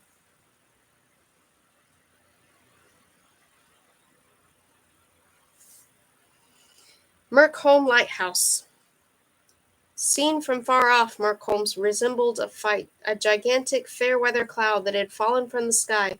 The sight of it rejoiced Smike's heart for at least 4 reasons. First, he had arrived. No more prairies, no more expanses of razor-sharp grass, no nights filled with the howling of wolves, no forests inhabited by whispering shadows. Second, Merkholm was a city. Not a particularly big one, but a genuine city with live inhabitants. Third, there was Professor Calibri. Smike looked forward to all the conversations with which they would while the nights away. Fourth, the cloud looked like a freshly washed sheep. Nothing in its appearance was reminiscent of all that superstitious claptrap about ghostly Merkholm. Smike waddled towards the city, filled with expectancy. As soon as he entered the cloud, however, the world underwent a change. Colors faded, sounds died away, outlines became blurred. Everything was silent, soft, and peaceful. Smike instantly felt snug and secure. The architecture seemed rather monotonous. The only buildings in sight were squat, circular, and built of stone, and the streets were hardly teeming with urban life. All Smike saw were a few dark-robed figures slinking through the fog, but he was sure he could find his way to the lighthouse unaided. It could only be situated where it belonged, beside the sea, so he simply made for the roar of the waves and soon found himself on a sandy white beach. The sea! Oh dear! And on roaming rock he had solemnly vowed never to go near a wave again. Jutting skywards on the horizon, almost invisible in the billowing fog, was the slender gray shape of a lighthouse. What a picturesque spot for a stimulating exchange of ideas, thought Smike when he got there. The sea within sight, miles of sand dunes available for long walks, the mysterious fog very atmospheric. To the sound of rolling breakers, he and Calibri would discuss important aspects of science and philosophy, and empty the odd bottle of wine, and it certainly wouldn't be Gargillian Bollock's skull. How healthy the sea air smelt! Smike knocked again on the lighthouse door once, twice, again and again. He called the professor's name. No one at home? Well, Calibri probably wouldn't mind it if he went inside and waited for him. Was the door locked? No. Then the professor couldn't have anything to hide. In he went. Aha! A laboratory. Great, the professor really had settled in here. The place was very untidy. When was the last time anyone had cleaned it? Scientists, they had more important things to do than tie their shoelaces and wield a duster. What were those pieces of equipment? Test tubes, Bunsen burners.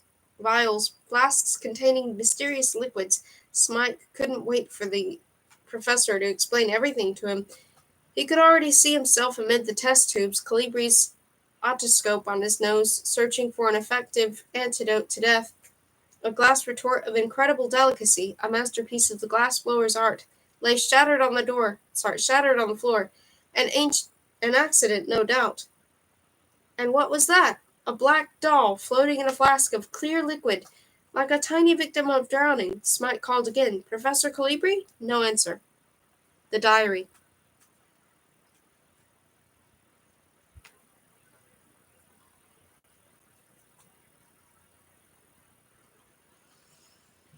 A spiral staircase led to the chamber in which the lantern must once have burned.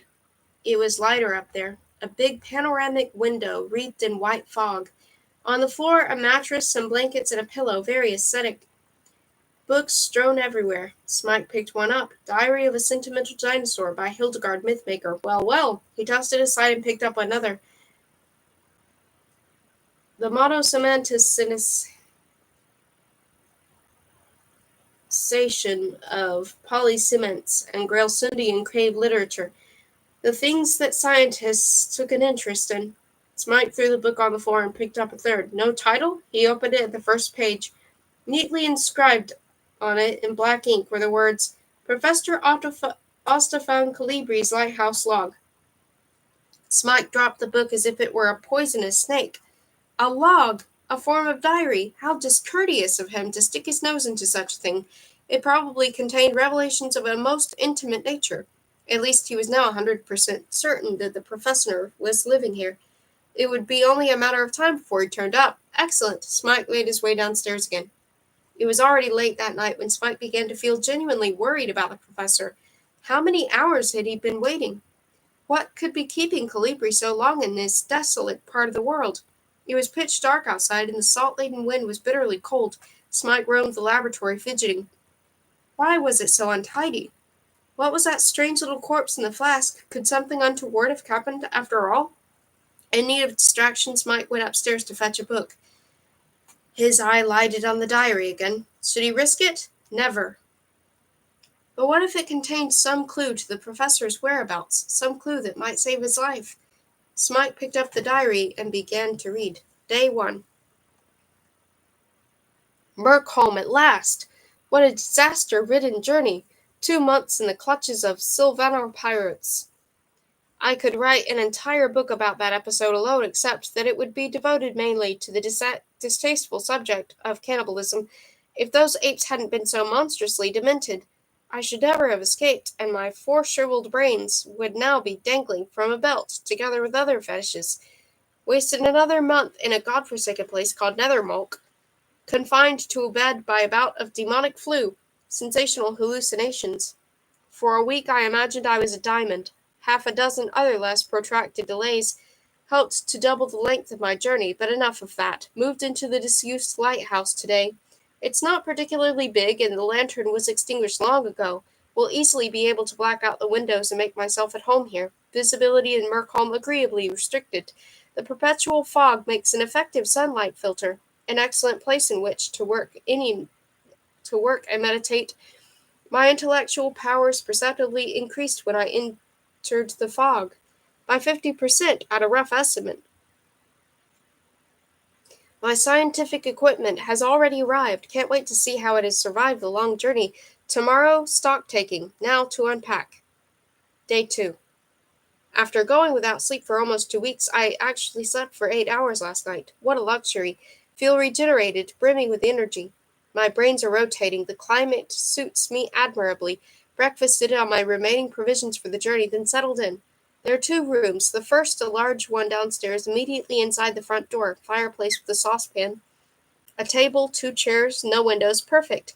This will be my laboratory. A spiral staircase leads upwards through an empty space to the former lantern chamber. A large circular room, but surrounded by windows, therefore unsuitable as a laboratory. The fog presses up against the panes like cotton wool. Very picturesque. I shall read and sleep up there. Unpacked the crates. Most things have withstood the journey remarkably well, the few breakages being manageable. The inventory. 1. labyrinthine test tube, and glass double helix. Really amazing that these delicate gems of the glassblower's art arrived in one piece. 2. Electrical egg plus vacuum pump. 3. Linden hoop theodolite. 4. Silver fusilier corker plus complete set of corks. 5. Spectroscope in chameleon skin case. 6. Pneumatic suction pump. 7. Candlelight heliostat. 8. Pendulum trigonometer. 9. Oscilloscope. One lens cracked, but I have a spare. 10. Aneroid barograph. 11. Muslin hygrometer. 12. Fibonacci spiral plus candlelight propellant and the relevant indigo prisms. 13. The aurograph. Also the copper, lead, and gold weights for calibrating the aurograph. 3 dozen aurographic plates plus emulsion. Powdered zinc, a plummet, the aura threads, 6 meters. 1 liter of mercury, some lead-sealed radium powder. A 6-tongued slide rule, camphor solution, a flask containing a laden mannequin and nutrient fluid, inanimate. An alchemical battery, working attire, lead apron, lead helmet, lead gloves. The crate containing minor oddments, measuring glasses and bowls, filters, chemicals, alchemical extracts, mortars, etc. 5 barrels of dried cod and a Hodlerian sieve for